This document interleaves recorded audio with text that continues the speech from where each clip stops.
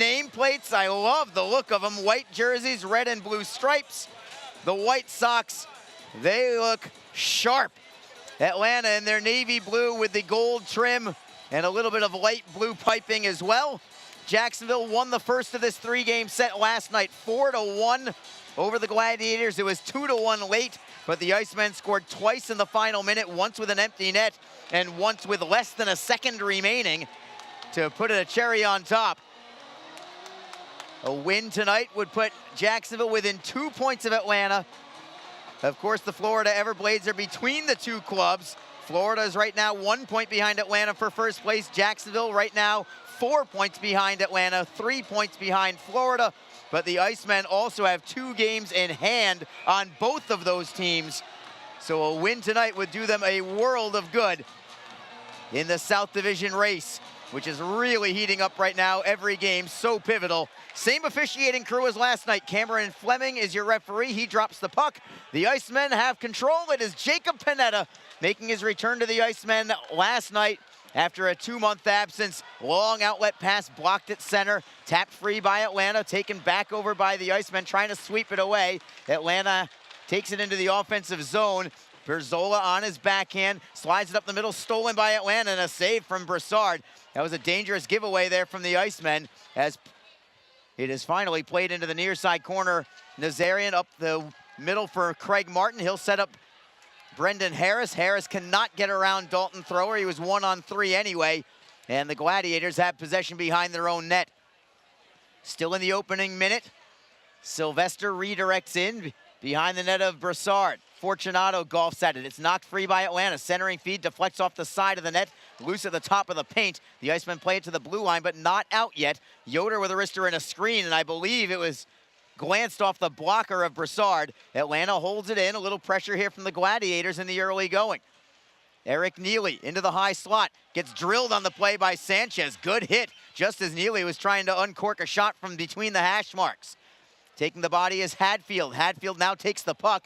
Tries to backhand it ahead, but it's held in by Atlanta. Davison holds it in. Sylvester looks to center. Deflects up high. It comes free to the Icemen. Here's Zapula. Maybe a 2-on-1 with Fortunato. Zapula looks for the drop pass. Taken away. He gets it right back.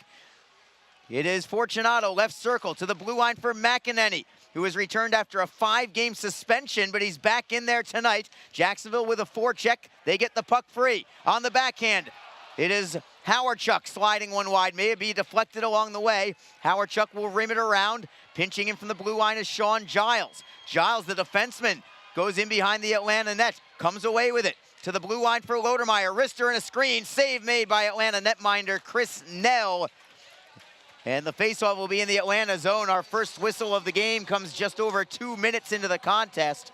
Atlanta went with Joe Murdaka last night. He took the loss. Now it's Chris Nell. Nell's numbers not as good as Murdaka's, but still decent. 12-10-0, 2.82 goals against average, save percentage just over 90%. Of course, Francois Brassard, the league leader in goals against average, went under 2 last night. 1.97 now for Francois Brassard.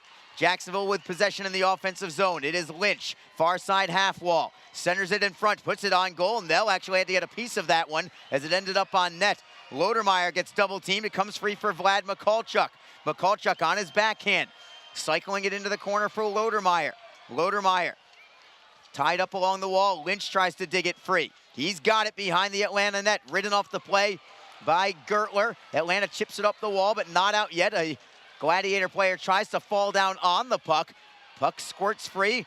Where's it gonna go? Atlanta up the wall. It is blocked. Comes loose again. Gladiators finally get it. They've got a 2-on-2 rush at center ice. Playing it into the zone, Sangoon Sheen. It's Brassard behind his own net, slides it to the right for Austin McEnany. He'll chip it up the wall. Nazarian gets it free for Harris. Harris cannot step around Dalton Thrower. Fans want to call for interference, none forthcoming, but the Icemen get the puck in the offensive zone. Nazarian, spin move around Constantino, moves towards net, led himself a little bit too far, and the Gladiators skated out. They'll chip it to the Jacksonville line. Icemen try to clear. A steal from Atlanta. Holscher centering feed, knocked away by Berzola. Batted towards the blue line, and it's going to be a high stick infraction against the Gladiators. Not a penalty, just an infraction. And the faceoff will come outside the blue line with 16:35 on the clock.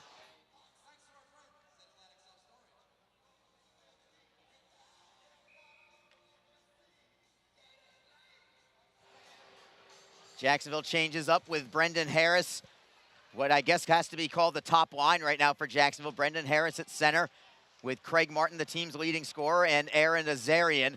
Jacksonville plays it into the Gladiator zone. No icing here. Constantino beats Harris to the puck, but Nazarian will play it down low, looking for some pressure on the forecheck. Gladiators right up the middle, deflects away, comes right back to Atlanta, though. Fortunate bounce for them. Cameron Nault skating over the blue line, onside on the left. Rister whistles over the crossbar. It rolls all the way back to the red line. Davison will play it cross ice. Nobody home. The Icemen play it ahead. Back to the neutral zone again. Battle for the puck. Atlanta comes away with it. It is Holscher for Nault. Nault unable to center. Great defensive play by Jacob Panetta that time as Martin comes away with the puck. Spins away from a man. Comes up the left side. Moves it cross ice for Berzola. That starts a three-man rush. Berzola wristing it softly on net. Nell will glove it easily, and the Icemen have no problem taking an offensive zone face-off on that one. They did not have numbers there, and they'll just take a line change and a face-off in the Atlanta zone. Tremendous crowd again. A ton of people in downtown Jacksonville tonight with the monster truck rally across the street, and they're expecting 8,000 plus for the game tonight here for the Icemen. Atlanta through the neutral zone. A redirection behind the Jacksonville net. Brassard swings it around, trying to redirect it out as Travis Howe. He's wearing number 18 tonight, not his traditional number 24. Howe works it ahead. Sanchez redirects. It is Davison behind his own net. Swinging away from Howarchuk. Stretch pass for Sylvester. Deflects in behind the net of Jacksonville. Taking a hit there is Fortunato in order to work it free for Howe. Fortunato can't play it away. The Gladiators with a good forecheck, centering feed, tipped away by the Icemen, not cleared yet. Sanchez tries to golf it away from a couple of men. Gladiators knock it loose once more. They still have it, cutting towards net, backhander, and a score from Atlanta. It is Hugo Waugh with the goal, 5:09 into the game, and Atlanta is on top, 1-0. A steal in the corner from Hugo Waugh, and he had nothing but open ice from the goal line extended straight to Brassard. And he moves it from his forehand to his backhand and slides it inside the far post. And Waugh has his 17th goal of the year. Waugh bidding for the Cy Young Award in the ECHL. 17 goals, only 5 assists for him on the season. But it is a 1-0 Atlanta lead. Both these teams play very well with the lead, and the Icemen will have to try and come from behind, hopefully doing it in the early going. It is Austin McEnany for Jacksonville, getting it to the Atlanta blue line, no further. Tapped loose to the Icemen blue line for Derek Lodermeyer. Lodermeyer plays it off the end boards. It is Giles up the wall. Malcolm Hayes wristing it back in. Knocked free from the Icemen, splitting the defense, and is Mikulchuk forehand over the crossbar on a breakaway. He had to pull the trigger when he did. Didn't have as much time as he would have liked. But what a feed that was. I believe it was from Sean Giles up ahead as the Icemen are unable to keep the puck in the zone. But Vlad Mikulchuk, an opportunity to even the score just seconds after the Gladiators had taken a 1-0 lead. Atlanta up the right side, picked off by Jacksonville. Nazarian into the offensive end. Tries to slip around Turner. Gladiators to the blue line, but not out. Wrist shot from Panetta. Glove save is made by Nell, and we will take our first break in the action. 13 minutes, 51 seconds to go in period number 1. Atlanta's on the board. A Hugo Waugh goal has them on top 1-0. This is Jacksonville Icemen hockey. Tonight's game is brought to you by the ECHL, celebrating its 34th season of affordable family entertainment. The ECHL would like to recognize the following league sponsors: AMI Graphics, official signage provider; Athletic Knit, official jersey supplier; Baron Rings, official championship ring supplier; BFL Canada Insurance and Sutton Special Risk, sponsors of the 2022 ECHL Hall of Fame induction ceremony; Flow Sports, the exclusive streaming provider of the ECHL; Geico, official auto insurance of the ECHL; The Fairley Group, official commercial insurance provider; Handbid, the official mobile auction app; Honig's, the official partner of the ECHL officiating team; Howie's Hockey Tape, official hockey tape and lace provider; In Glasgow, official puck provider. Migrate Group, your source for game-worn jerseys. Sideline Swap, official online marketplace of the ECHL. And Warrior, exclusive on-ice equipment provider of the ECHL and title sponsor of the 2022 ECHL All-Star Classic. Catch all of the ECHL action live in high definition by logging on to flowhockey.tv. Jacksonville down by 1. Atlanta into the offensive end as we come back to live action. Alex Reed has joined me in the broadcast booth now. Reeder, a tough start for the Icemen as Atlanta gets on the board early. Hugo Waugh is deadly when he's in front with nobody impeding his movement. Yeah, he's had some big games against Jacksonville already this year. Just a guy you got to watch out for. He usually finishes, and again, a guy that it's really making an impact here this season against Jacks. Here's Craig Martin. Wrist shot is deflected out of play by Dalton Thrower. And the faceoff will be in the Atlanta zone. Jacksonville is out shooting Atlanta 4-2. And we addressed it already. Both these teams play well with the lead. Jacksonville is nearly impenetrable with the lead. But right now, they're the team coming from behind, something that they are also accustomed to. And both these teams are fairly proficient when trailing, as well as the Icemen proved on Wednesday, down by 2 in Florida to come back to win that one in OT. Yeah, the Icemen had to rally from deficits of 3-1 and then 4-3 in the third period. Eventually came away with the win in overtime. So again, they've been able to find success. I believe 6 times this year, Jacksonville has rallied from a 2-goal deficit to eventually come back and win. Icemen with the puck in the offensive end, comes around the boards and behind the net, scramble for the puck. Gladiators pull it away.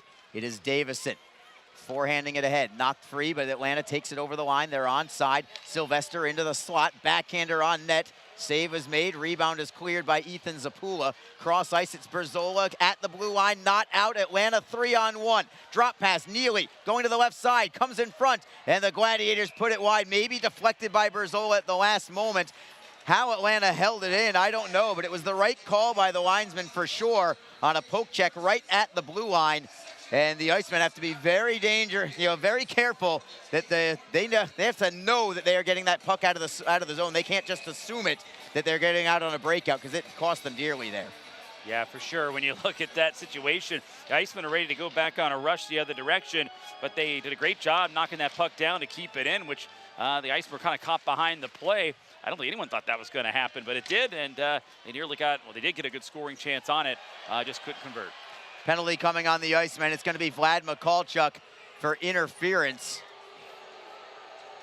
Not much argument there, I don't believe, and Atlanta goes to the power play.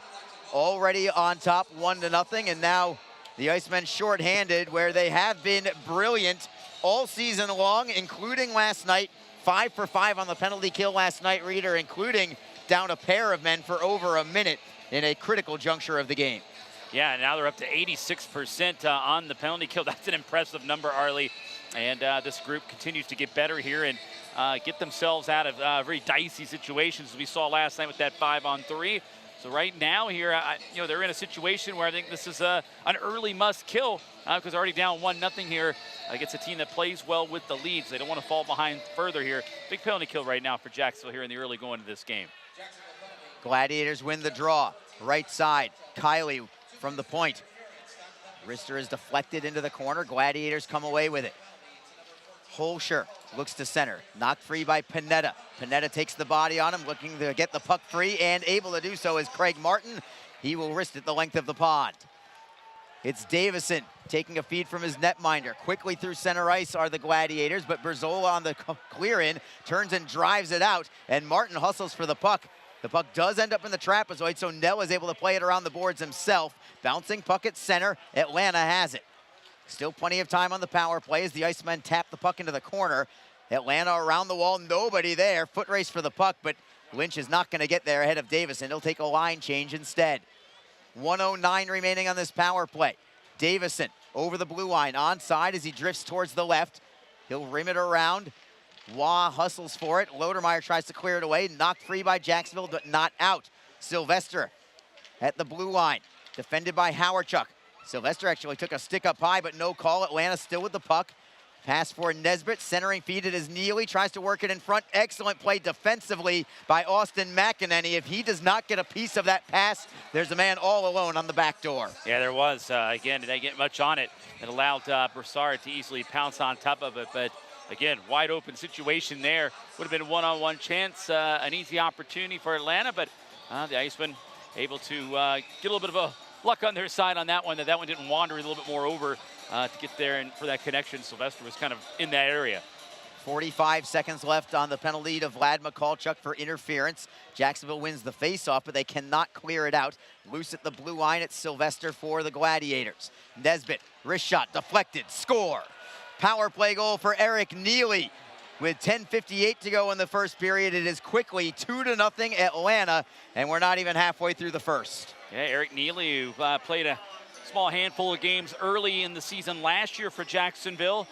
He's been a long-time Gladiator even before that. That was during the COVID year. They did not play and joined the team last year, but he had a couple good opportunities last night that didn't quite convert on, but here on the power play he does, and it's a big-time goal here for the Gladiators.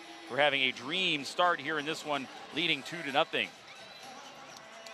Nesbitt and Sylvester assist on that goal from Eric Neely. That is 3 veterans all figuring in the scoring there. Atlanta is a very veteran-minded team. The Icemen now get a steal in the offensive zone. Howe with a wrist shot.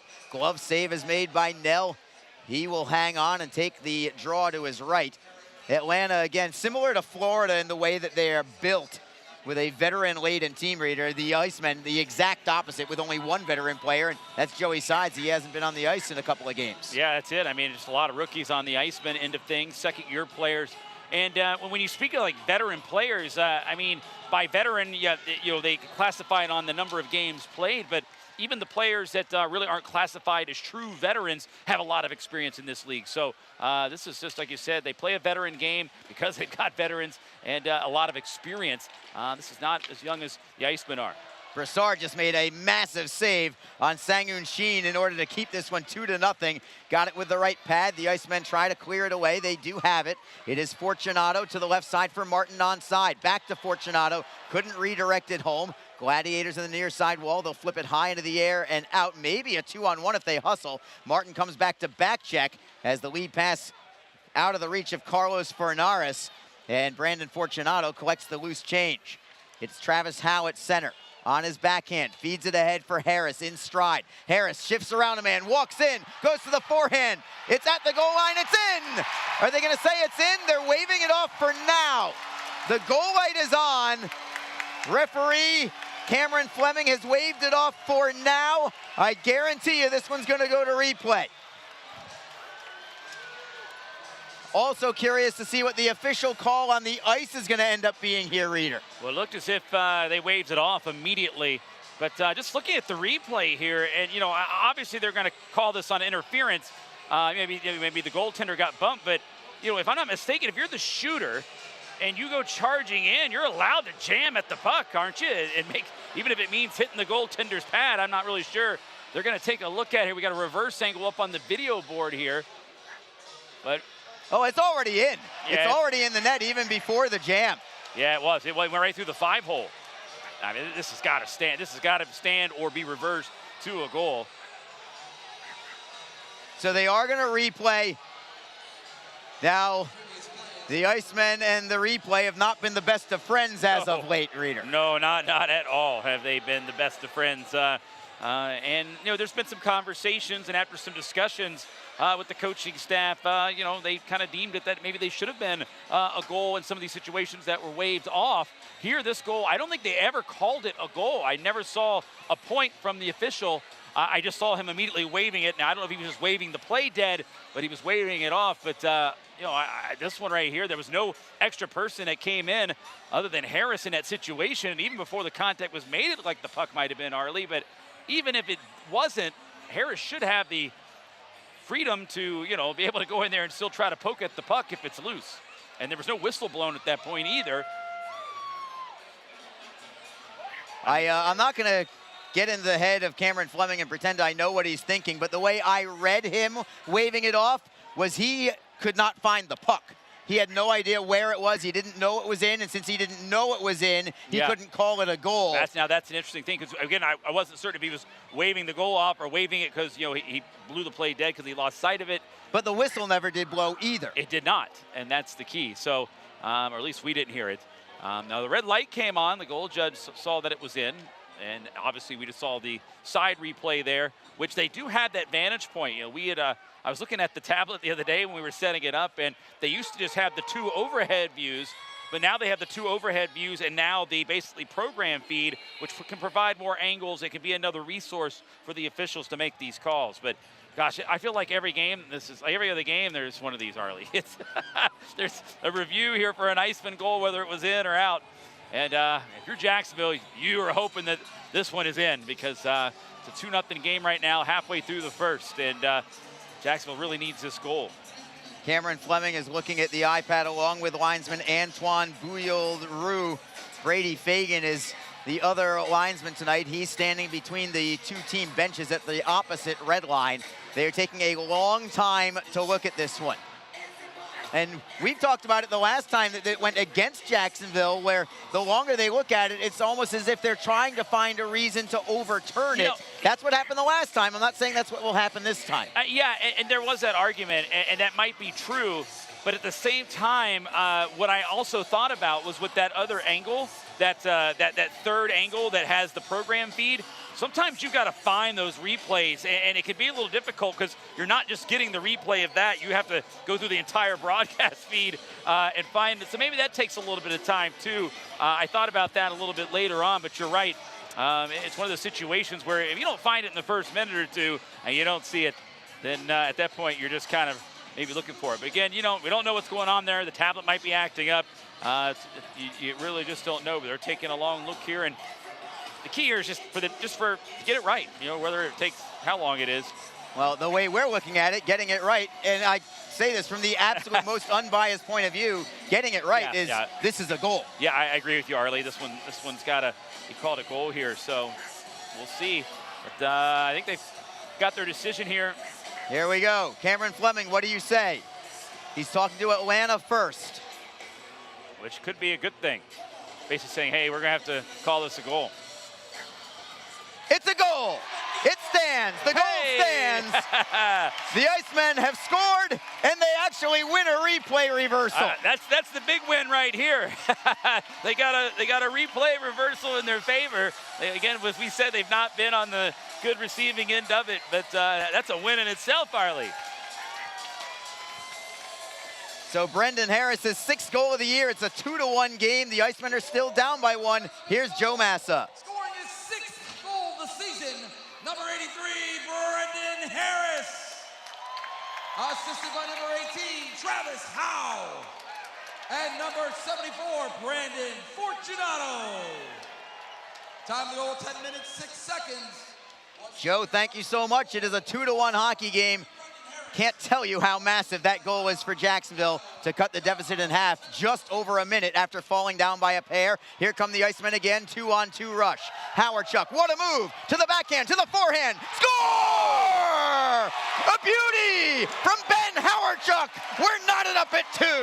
What a move by Ben Howardchuk. Silky move right there. Unbelievable deke around the defender and took it to the net. And a smooth move there, a little toe drag behind the back, through the own legs, and brings it back in front and able to stuff it home off his own rebound. Unbelievable goal there by Ben Howardchuk. And roll the highlight film, Harley. Oh, and a great celly as well from Howardchuk. This crowd is going absolutely bananas as the Icemen have tied it up in a matter of seconds. Here's Joe Massa again. 14th goal of the season, number 17, Ben Howardchuk.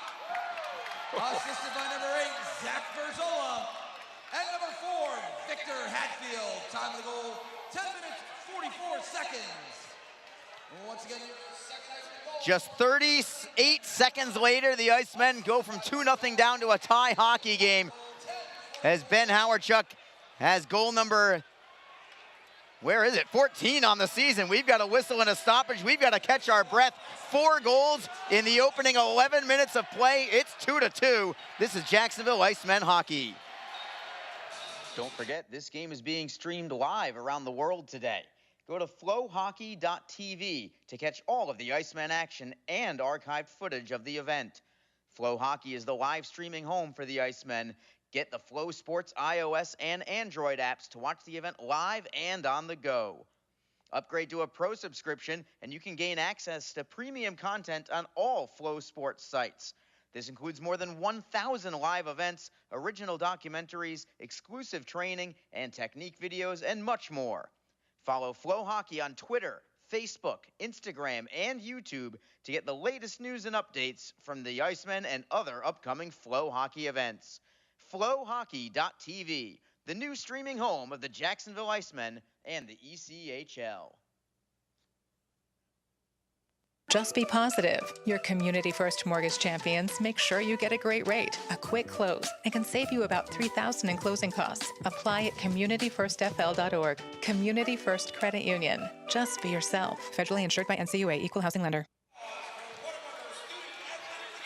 What a start here in Jacksonville. It's a 2-2 hockey game. Along with Alex Reed, Arlie Johnson with you. The Icemen fell behind 2-0 early. They then get 2 goals of their own, 38 seconds apart. Stretch pass. Martin nearly had a breakaway. What a pass that was from Berzola to Martin as the Icemen have the puck in the offensive end. Harris cuts into the slot to his forehand. Shot is blocked.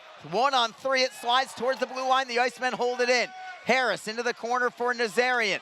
Nazarian tries to cycle it back for Harris. Gladiators play it up the wall. Bouncing puck. Martin unable to hold it in. And Atlanta will flip it ahead over the blue line of the Gladiators, but Neely can't get a centering pass. He'll play it behind the net instead. Big collision. Sylvester wins that battle against Panetta. Sylvester trying to center, poked free by Harris, not cleared yet. Now it slides towards the blue line and the Icemen have possession. Harris, a good touch pass. Berzola to the left for Martin. Into the slot, Nazarian, a one-timer, deflected away by Neely, who just got a stick on it as Nazarian tried to pull the trigger on a one-timer. Non-stop action in these two teams that are traditionally known for being defense first, but it's 2-2 in the first this time. Jacksonville back into the zone. Howardchuk once more. Sharp angle shot. He put it off the side of the post, I believe. Gets it right back in the right wing corner. Deflected free, but the Icemen still have possession. Sanchez to the blue line. Held in nicely by Fortunato, only to give it up to Davison, and he will start the rush for Atlanta. It is Sheen over the blue line. Cuts to the forehand at the left circle. Wrister on net. Stick save is made. Rebound, Atlanta's got it. Constantino, a drive that it goes wide to the short side. Atlanta still in possession. Referee gets tripped up on the play by Fortunato. The fans like that as Atlanta plays it behind the net. And Fortunato now has possession with a little more time and space. What a play by Zapula to glove that puck down to his stick. That was a rocket clear out from Fortunato, and somehow Zapula grabbed it like he was a first baseman.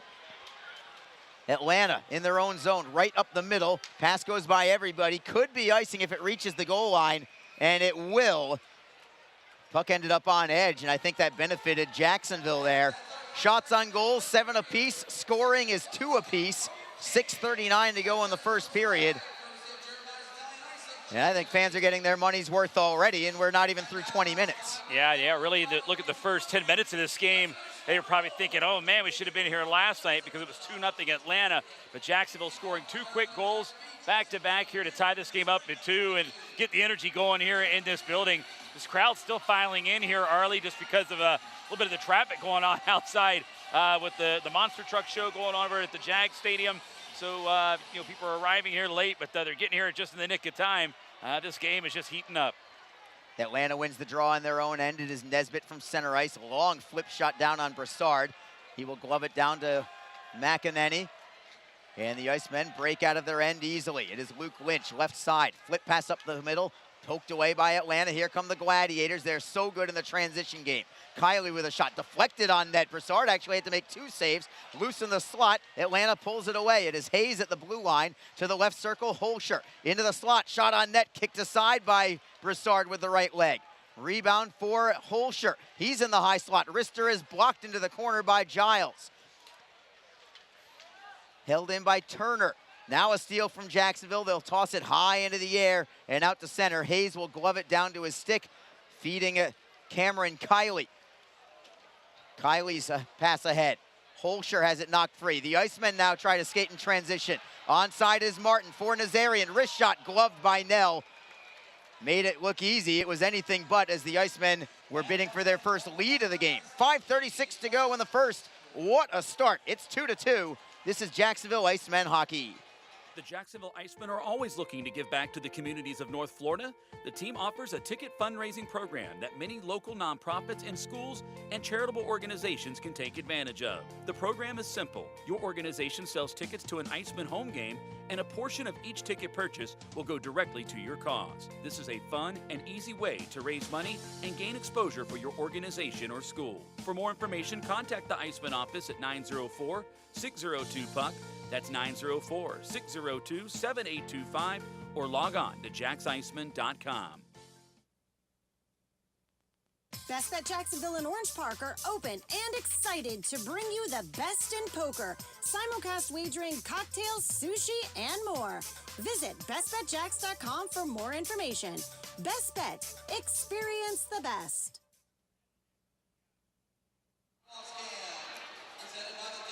We are back. Jacksonville Icemen hockey on flowhockey.tv or on Mixlr, or I guess technically we're on both. It's just a matter of whether you're watching one or the other or both. Thank you, of course, everybody tuning in on the platform of your choice. Mad pace to this contest. 2-2 is the score. Shots on goal, 10 apiece now. Puck is in the Icemen zone. Brassard behind his own net. He'll leave it for Zach Brazola, who I think has been playing some sensational hockey as of late for the Icemen. Here's Harris, who got the first goal of the night for Jacksonville. Splits the defense, tried to mark it in front. Nazarian, a turnaround shot, right pad save made by Nell. That was a beauty as well, as Nazarian is on his game right now after being sent back down to Jacksonville from the Rochester Americans earlier this week. He scored last night in what proved to be the game-winning goal for Jacksonville. The Icemen get the puck to the Atlanta blue line, but no further. The Gladiators again trying to cash in with a 2-on-1. Wrist shot goes just wide from Gertler as the trailer. Brassard now has to make a save on a stuff attempt. Again, loose right at the top of the crease. Atlanta with some pressure here. Sylvester bumped off the puck by Berzola. Sylvester sticks with it, though, along the right wing corner. Harris is defending there also. Gertler comes away with it for Atlanta. Harris has him ridden right up against the corner. Panetta takes the body. Berzola works it free, and the Icemen break out of their end. It is Nazarian, 2-on-2 for the moment. Nazarian over the blue line. Rister is deflected behind the net. Nazarian has been looking shot pretty much all this game thus far in the early going. I don't know if any of them have actually landed on net. A couple have been blocked, but he's been looking shot every single time. And I like that sniper mentality from him. It's Hadfield ahead. The Icemen cannot gain the line. It's going to be an offside call against Jacksonville with 3:51 to go in the first period of a 2-2 hockey game. Coming up in the first intermission, we'll have the ECHL Plays of the Week. Perhaps we'll see that Ben Howarchuk goal in next week's Plays of the Week. That was such a thing of beauty. David Fine of the Iowa Heartlanders will be giving you the Plays of the Week. And we'll keep you up to date on the scoreboard as well. And David always mixes in a good amount of humor in his, so it's worth a listen for sure. A huge hit from Jacksonville. Howarchuk absolutely flattens Malcolm Hayes. Hayes has to leave for the bench because he didn't have his helmet. The Icemen try to capitalize, but they can't clear the zone yet. Shot is blocked, comes loose. Still Atlanta in the zone. Turnaround shot from Nault. He's actually trying to set up Kiley for a potential redirect, but it went behind him. Holscher will rim it around. Jacksonville has possession. Sanchez shielding the puck. Stolen by the Gladiators. Holscher steps around a man. Shot is blocked by Fortunato. Well done there. But some pressure here from the Gladiators. Their forechecking game is on point tonight. Kiley with a shot and a screen. He will score. And it's a 3-2 game. And the Gladiators are back on top with 3:01 to go. It's a track meet right now.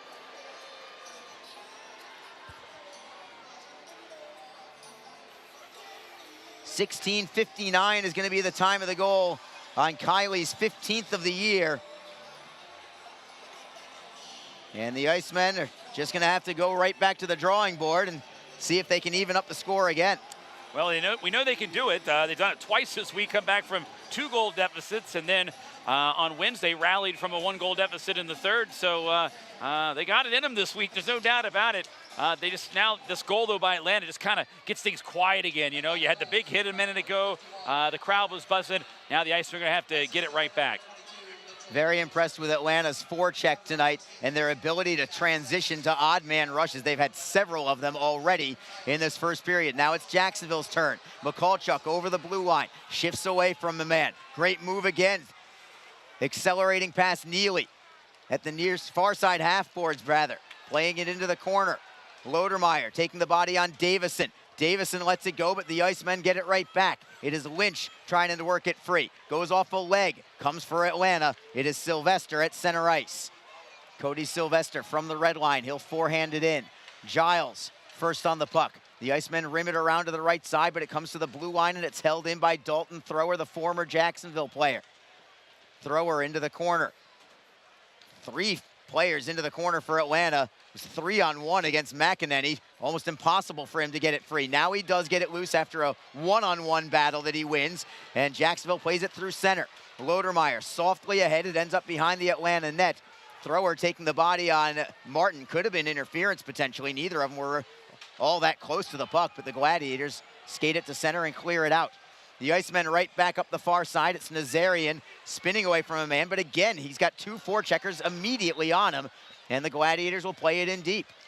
Giles up the left side, tipped away by Atlanta, held in the zone again by Atlanta. Their forecheck has been tremendous in this first period. Atlanta behind the net, centering feed is deflected. Harris picks it up for Jacksonville. For Nazarian, then for Giles. He's got some time and space. Indirect feed for Martin. He'll tap it to the blue line, but it's knocked right back away by Atlanta. They'll feed it ahead for Derek Nesbitt. Panetta taking the body on Nesbitt as the Gladiators play it behind the Jacksonville net. Martin turns with the puck, plays it cross ice as we are in the final minute of period number 1. Panetta, the defenseman, charging in behind the Atlanta net, taking the body on a man, looking to force the turnover. Gladiators with it. They'll kick it ahead to the red line. 47 seconds to go in the first period. It's 3-2 Atlanta. Jacksonville up the left side. Sanchez deflects in. Moving in on the forecheck is Howardchuk. Atlanta's first on it, however. It is Holscher. Wing-to-wing pass. Atlanta with a 2-on-2. Kiley, slap shot. Kicked aside by Broussard. Kicks all the way out to center ice, and Jacksonville has the rebound. It is Howardchuk playing it underneath. Sanchez spills a man. No call we will play on. Gladiators with a long stretch pass. Poke checked away. Atlanta gets it right back. It is Nault over the blue line. He'll get it behind the Jacksonville net. We're down to 12 seconds to go in the period. One last rush for the Icemen. McEnany for Howe. Deflecting into the offensive corner. Lodermeyer hustles for the puck. Yoder up the left side. Deflects out to center ice, and that will do it. Fans, if you enjoyed this one, I sure hope so. Even though the Icemen are down 3-2, you are getting a top dollar for your entertainment value thus far through 20 minutes of play.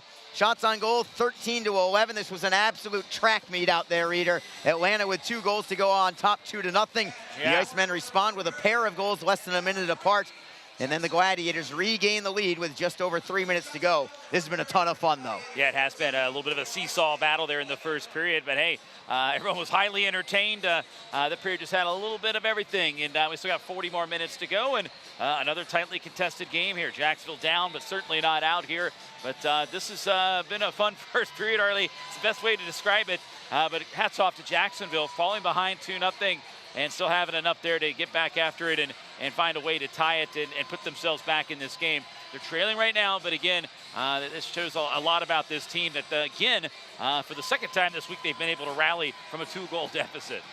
And the Icemen, in terms of coaching points in the intermission, 2 things. Got to find a way to neutralize the Atlanta forecheck and have to try and figure out how to prevent Atlanta from working from defense to offense. Their transition game has been so good. They've had several odd man rushes. No, they really have. And Jacksonville, a few times have kind of dropped back as Atlanta has come into the zone, and they've really allowed them to get some more closer range shots, where last night they were keeping everything to the outside and up high.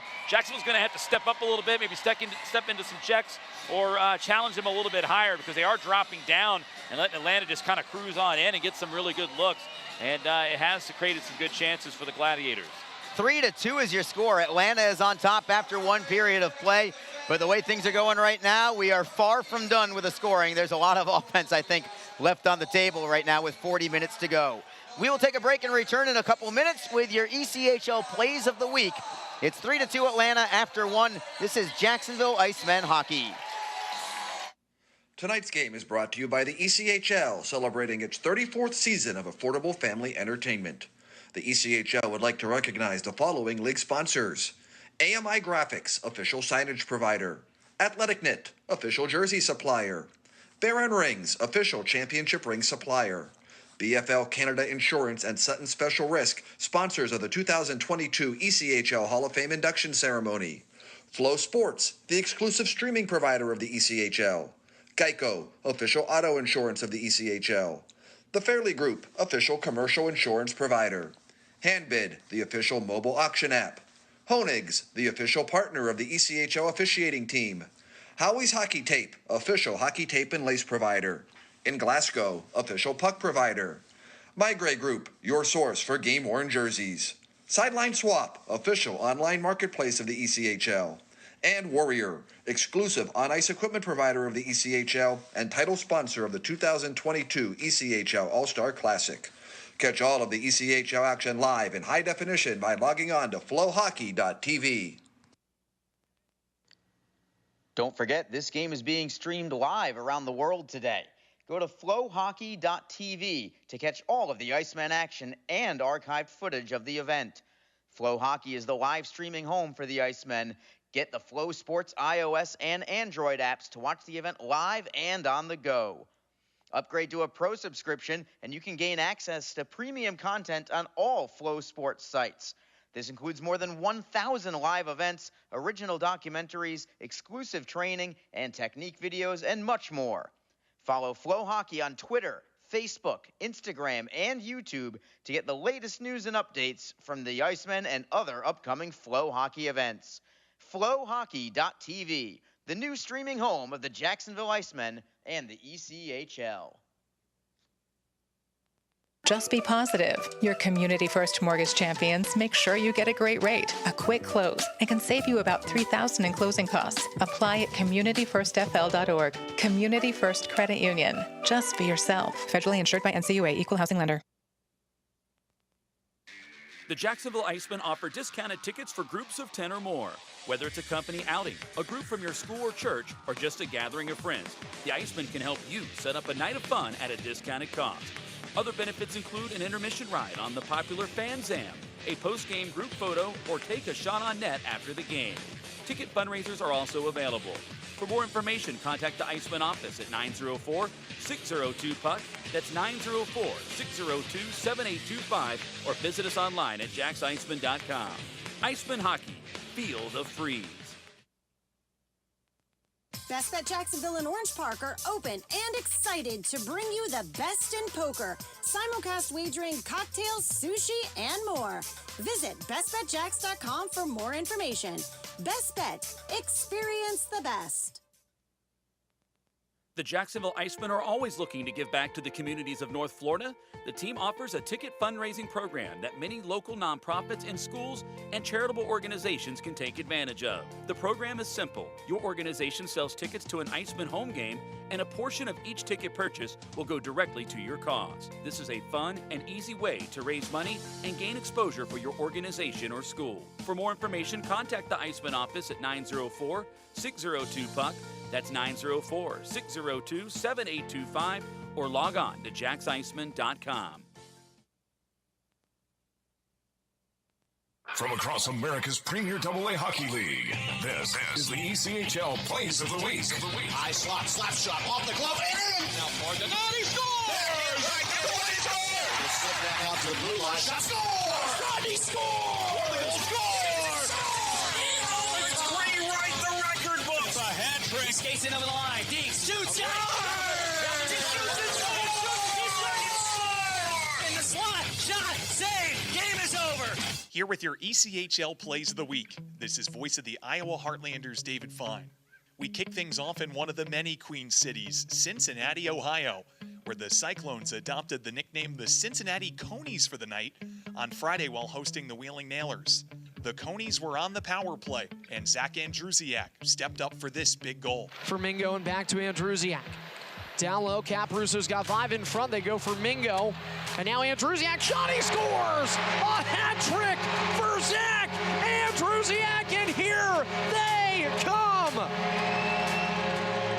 Andrusiak netted a hat trick as part of the 5-point performance. His efforts helped Cincy collect an 8-5 win over Wheeling. And on the mic, Andrew Moss-Brooks, a diaper dandy media guy here in the Premier AA. Heading down to Greenville, Max Zimmer scored his 15th of the season just 30 seconds into Sunday's game, which was a 2-0 win over Jacksonville. Last Friday, he scored 15 seconds into the game against Florida, also a 2-0 win. Ingham swept it up the far side boards. Here's the first touch for Brett Kemp. Kemp out of the lineup last night, fed backside. Zimmer scores! Max Zimmer 30 seconds in, and the Rabbits strike first. It is 1-0. Max Zimmer's 15th of the season. He is wide open on the backside and snipes it glove hand. Greenville captured 4 of 6 points on the weekend. They've won 7 of 9, trying to track down Orlando for the 4th and final playoff spot there in the South Division. And that's Mark Shelley with the call on the Swamp Rabbits Broadcast Network. Well, the Florida Everblades played just once last week. They made it extra special. In a battle of the Sunshine State, the Everblades outlasted Orlando 6-5.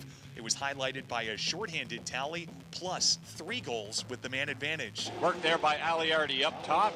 Now to the right point, it's played by Winicky to McLaughlin, high slot, scores! 3 power play goals for the Blades, and it's 3-2 Florida. Big thanks to Mike Kelly with the call on the Florida Everblades Broadcast Network. Iowa Heartlanders forward Ryan Kufner, he's the reigning ECHL Player of the Month. And just because he won Player of the Month in February, well, the calendar flip to March hasn't altered his dominance. 2-on-1. White, he's got Kufner. Breakaway for the lead. Scores! Oh, man, Ryan Kufner is the league's hottest player. He has at least a point in 19 out of 20. Sprung by Gorday, Evan White, and the Landers regain the lead. Kufner has at least a point in 19 of 20 games entering this week's action. We also have a special submission today from Rapid City, South Dakota. Now get this is going to sound unbelievable, but the Rapid City Rush actually had a bye week. Yes, a team actually had no games at all. And Brian Gardner had this special call on the Rush Broadcast Network.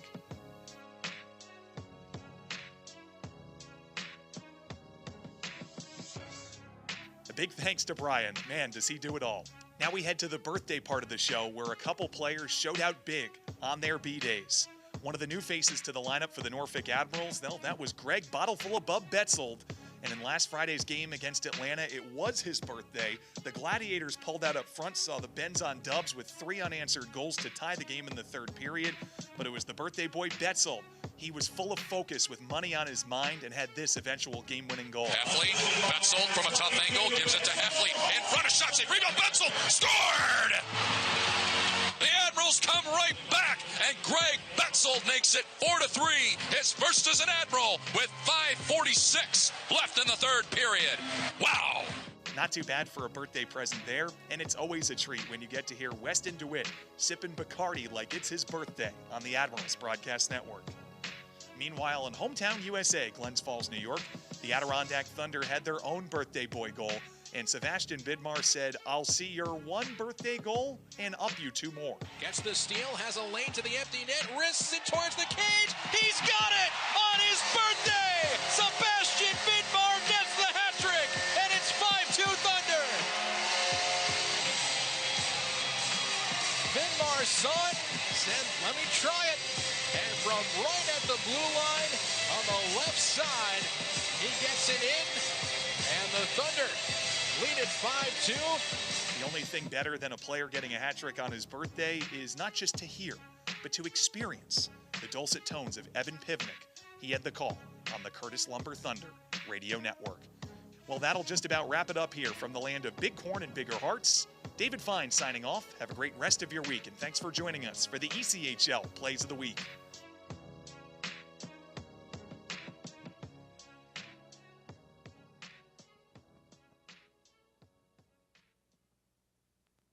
Just be confident.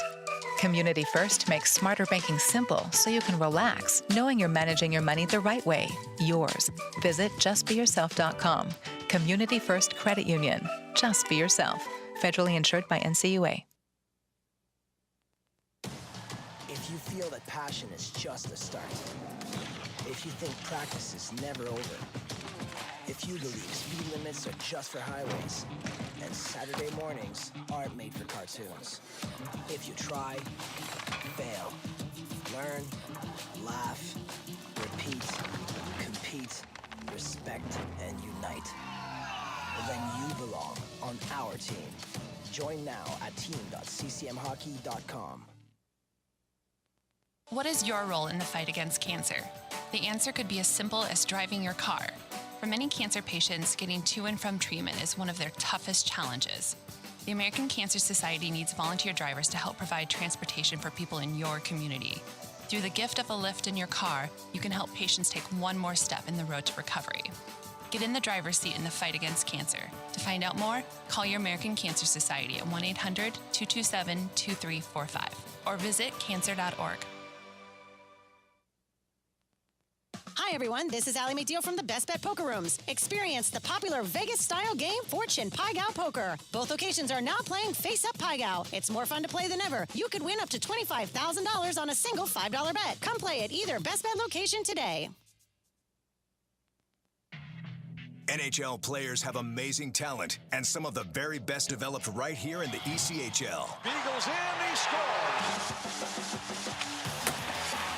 Now, follow all your favorite ECHL alumni every night on NHL Network's primetime hockey show, NHL Tonight. Both teams recognize how big this matchup is. Fire save by Dubnik. Rebound! Goosebump stuff. NHL Tonight, every night 6 Eastern on NHL Network. Just be in control. With free interest checking and great digital tools, Community First makes smarter banking simple. Add an account at justbeyourself.com.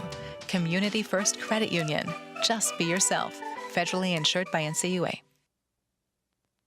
The Jacksonville Icemen are always looking to give back to the communities of North Florida.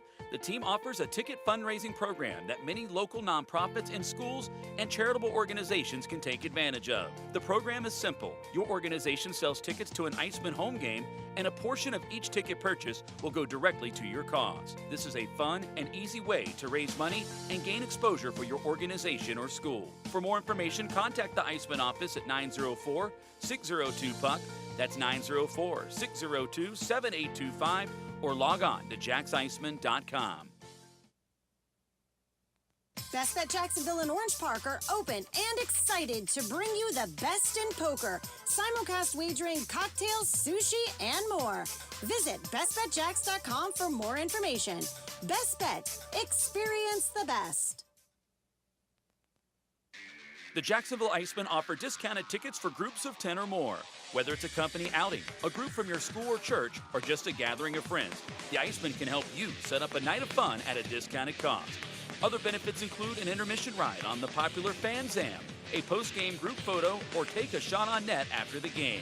Ticket fundraisers are also available. For more information, contact the Icemen office at 904-602-PUCK. That's 904-602-7825, or visit us online at jacksiceman.com. Icemen Hockey. Feel the freeze. Just be positive. Your Community First Mortgage champions make sure you get a great rate, a quick close, and can save you about $3,000 in closing costs. Apply at communityfirstfl.org. Community First Credit Union. Just be yourself. Federally insured by NCUA. Equal housing lender. Just be positive. Don't forget, this game is being streamed live around the world today. Go to flowhockey.tv to catch all of the Iceman action and archived footage of the event. Flow Hockey is the live streaming home for the Icemen. Get the Flow Sports iOS and Android apps to watch the event live and on the go. Upgrade to a pro subscription and you can gain access to premium content on all Flow Sports sites. This includes more than 1,000 live events, original documentaries, exclusive training and technique videos, and much more. Follow Flow Hockey on Twitter, Facebook, Instagram, and YouTube to get the latest news and updates from the Icemen and other upcoming Flow Hockey events. Flowhockey.tv, the new streaming home of the Jacksonville Icemen and the ECHL. We are back. Thank you so much for being with us tonight on flowhockey.tv or on Mixlr. Arlie Johnson, Alex Reed, your broadcasters for the Icemen. The Jacksonville Icemen trailing the Atlanta Gladiators 3-2 after just one period of play. Fireworks on both sides of the ice in the opening 20 minutes.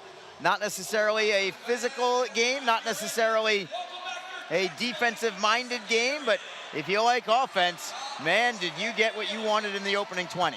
Yeah, 5 goals in the first period of play. Yeah, not too shabby. Unfortunately for the Icemen, they're on the wrong end of that right now from their standpoint, down 3-2. But, hey, it was 2-0 at one point. All Atlanta seemed as if this was going to be one of those nights that the Icemen were going to have a tough time. But, boy, they turned it around quickly with those 2 tallies. An electrifying goal there by Ben Howardchuk with the nice move. And then that really got the crowd going. So the energy's back in the building. And we got ourselves a good hockey game here. And this is kind of what you expect between 2 teams fighting for the top spot in the division. And even though the Icemen are trailing, I don't mind at all that they're just 1 goal back, knowing that they've scored a couple, because when Jacksonville does struggle more, it's because they just can't seem to find their offense. That's not the case, though, tonight. Also, quite frankly, I much prefer the goaltending matchup the rest of the way. I know Francois Brassard gave up 3 goals in the early going. I don't think you could fault him on any of them. The first 2 he had 0 shot on. The third one was a screen that he just wasn't able to see. It ended up going through the wickets, but I don't know if he ever saw it until it was in the back of the net. But moving forward, I would take Francois Brassard in the goaltending matchup the rest of the way. And we'll see if the Icemen, knowing that they're feeling pretty good about themselves offensively, can get right back into the contest. Not to mention the crowd will be on their side and maybe give them a little momentum too. Yeah, absolutely. And of course, the Icemen just really need to continue what they're doing. They were crashing the net, being aggressive, going hard to the net, and that's how they were able to get through and get some of those goals there. And just going to continue to do that on the offensive side. Defensively, though, the Icemen need to kind of keep Atlanta in check. Atlanta's really coming here. Jacksonville did a pretty good job keeping them to the outside and up high last night. Tonight, though, Atlanta's had way too many walks into the zone and getting some good close-range shots and opportunities. Jacksonville's just kind of been backing up and letting them come to them, and I think they need to challenge them a little bit or get their angles better there to keep them to the outside. So if they tighten that up, they should be okay when you got Francois Brassard in net. So the teams switch sides. The Icemen again in their military appreciation jerseys tonight. They're looking fantastic. They'll be skating from our right to our left. Looking to win the 2nd game in a row against the first place Gladiators. It's the middle game of a 3-game homestand, or a 3-game weekend series, I should say, against Atlanta. 2 teams will square off again here in Jacksonville tomorrow at 3 o'clock. A bit of a delay, similar to last night. There's a little extra water out on the ice that's got to be spread out, so the ice crew is out there. Remember, that nearly cost the Icemen a goal in the opening 30 seconds of the 3rd period last night, as a puck just kind of caught dead in its tracks in a puddle, and it created a turnover, and Atlanta ended up banking one off the post, and it banked off the post and then underneath Francois Brassard. We didn't even know that when we saw it live. We actually had to talk to assistant coach Brandon Maschenter about that after the game, wondering if he saw what happened, because he had a great look at it from his vantage point. And that's what happened. Atlanta banked it off the post, and it ended up underneath the Jacksonville netminder there, and all because of a puddle on the ice. Yeah, that's unbelievable. It's just something that simple, but it can cause a puck to just stall. And again, they got the squeegees out there. The ice crew just trying to clean up those corners and behind the net, make certain that doesn't happen and affect the gameplay. Icemen have the puck. 2nd period is underway. Long stretch pass out of the reach of Martin. No icing here. Nell will play it himself into the far side. Davison chips it up the wall and safely out to neutral ice. It's Zach Berzola looking for Martin. Deflected puck. Atlanta's got it. Davison immediately starts the rush. He's an offensive-minded defenseman. Save is made. Rebound. Great save by Brassard on the 2nd attempt from Cameron Nault. Remember that one. You don't want to fall down by 2 twice against Atlanta. So Francois Brassard needs to be up to the task. He was there. The next goal is critical. Really, every goal is critical right now, as Brassard makes a confident glove save from a shot from the left face-off circle. And the draw will come to his right as he hangs on. Opening minute of period number 2. We'll see if the offense continues or if the two teams tighten up a little bit defensively. I guess from Jacksonville's point of view, since you're down, I guess you don't really want it to tighten up just yet. You want to be able to at least square the hockey game before you do anything like that. Atlanta with the puck at their own line. They'll chip it ahead. It's deflected in by Sylvester. Broussard will leave the puck for Giles. Giles rims it around at the blue line. It's held in by Thrower, but the Icemen get it right back and tap it to an open wing for Ben Howardchuk. Howardchuk slides it into the Gladiator zone. Atlanta chips it off glass and out. It's Giles D-to-D for Fortunato. Sanchez looking, oh, huge hit from open ice. Dalton Thrower on Zapula, and Sanchez goes immediately after Thrower. He doesn't want any part of him, but he's gonna try and ragdoll him a little bit. That was a huge hit on Zapula, who is down. Jake Reardon is on the ice right now. That was an up-high hit on Ethan Zapula. I don't know if he had possession or not, Reader. It happened so fast. The Icemen did not have the proper guys on the ice to go after Dalton Thrower. And James Sanchez, I want to give him a ton of credit, at least for dropping the mitts and putting his hands right on Thrower. Anybody for the Icemen would have been a mismatch on Thrower in that particular scenario, and give Sanchez a ton of credit for putting his mitts on him anyway. Well, Dalton Thrower, the former Iceman, we know he is tough as they come, and he just applied the big hit that time. And again, you know, you're right. I mean, Sanchez, that's not a role for him, but he's sticking up for a teammate, and that's just a situation where, you know, you got to like that he did that there for Zapula. Zapula heads down the tunnel, but boy, he got rocked here on this hit. And we'll hope that he is okay, but certainly that brings a new element to this game here, Arlie. I think he had the puck. I can't tell from this view that it's a little blurry. We're trying to look at the replay. Yeah, maybe not an interference, but I wonder if the hit was up high.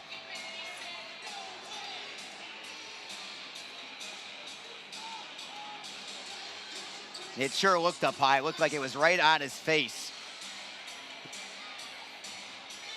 And referee Cameron Fleming going to talk to Icemen head coach Nick Luco right now.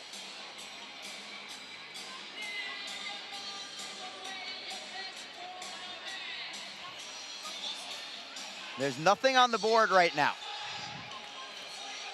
Well, both Thrower and Sanchez went to the box, if I'm not mistaken. And there's a 2-minute penalty put on the board for Sanchez. Wow.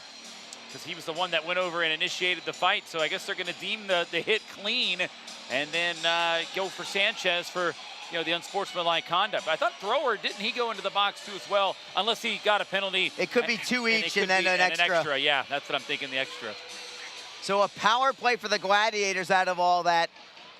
Judgment call on whether that was a clean hit or not. Looking at our replay, we feel both confident that it was at least not interference against Thrower. I think it's really just a matter of whether it was a hit up high or not. That's the difference. It looked as if Zapula had the puck, but again, the question is whether it was hit up high. Boy, it did certainly kind of look that way. Here comes Atlanta into the offensive end, but it's going to be called offside against Atlanta. Of course, you know, it's one of those tough situations when you're a bigger guy like Thrower is, and you hit someone that's a little bit smaller. By just the natural, you know, collision and you angle, you know, sometimes you just naturally gonna hit somebody high, depending on your height and size as well. But man, that's just a tough one there, and we really hope that Zapula's okay because he was really starting to kind of getting a rhythm here with the team. Scored his first goal on Wednesday night, a beauty, by the way. Yeah. And that was his first professional goal, but just took the big hit right there. You just hate to see it, but. And again, in Thrower's defense, we want to try and call it both ways here. Yeah. The puck was kind of caught in the skates of Ethan Zapula, so he kind of had possession, but his head was down. That's the last thing you want to do as an offensive player. But going back to it, sometimes a legal hit can still be a predatory hit, and I believe that was a predatory hit. Maybe legal by the definition, but that doesn't mean it's not a dangerous hit, and that one certainly was. So the Icemen are now shorthanded. This is a huge kill for them. They do have the puck. Howardchuk will play it off the boards and into the Atlanta end. 1:10 to go on the power play.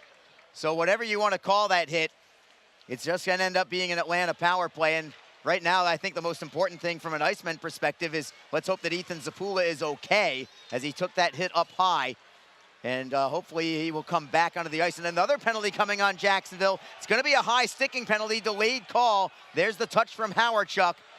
That's a high stick on Derek Lodermeyer. He goes to the penalty box without argument. It's a 5-on-3 for the second straight night against the Icemen. They're going to have to kill another big two-man disadvantage. Yeah, and you're going to have to do it without one of your top face-off guys and penalty killers, and Derek Lodemeyer, who's the one that picks up this second penalty right now. They got a 4-minute penalty put up on the board there to Lodemeyer. So it's a double minor, meaning that it did draw some blood there. So Neely's going to get a little bit of patchwork here, and he's the one that got clipped and gets a little bit of something to try to stop that bleeding.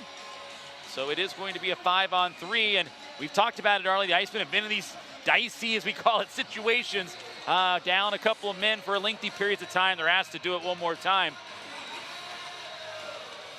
And it's also the Icemen's arguably best penalty killer and face-off man in the penalty box as well. Lodermeyer would have been the only penalty killer on the ice if he wasn't the man in the penalty box right now.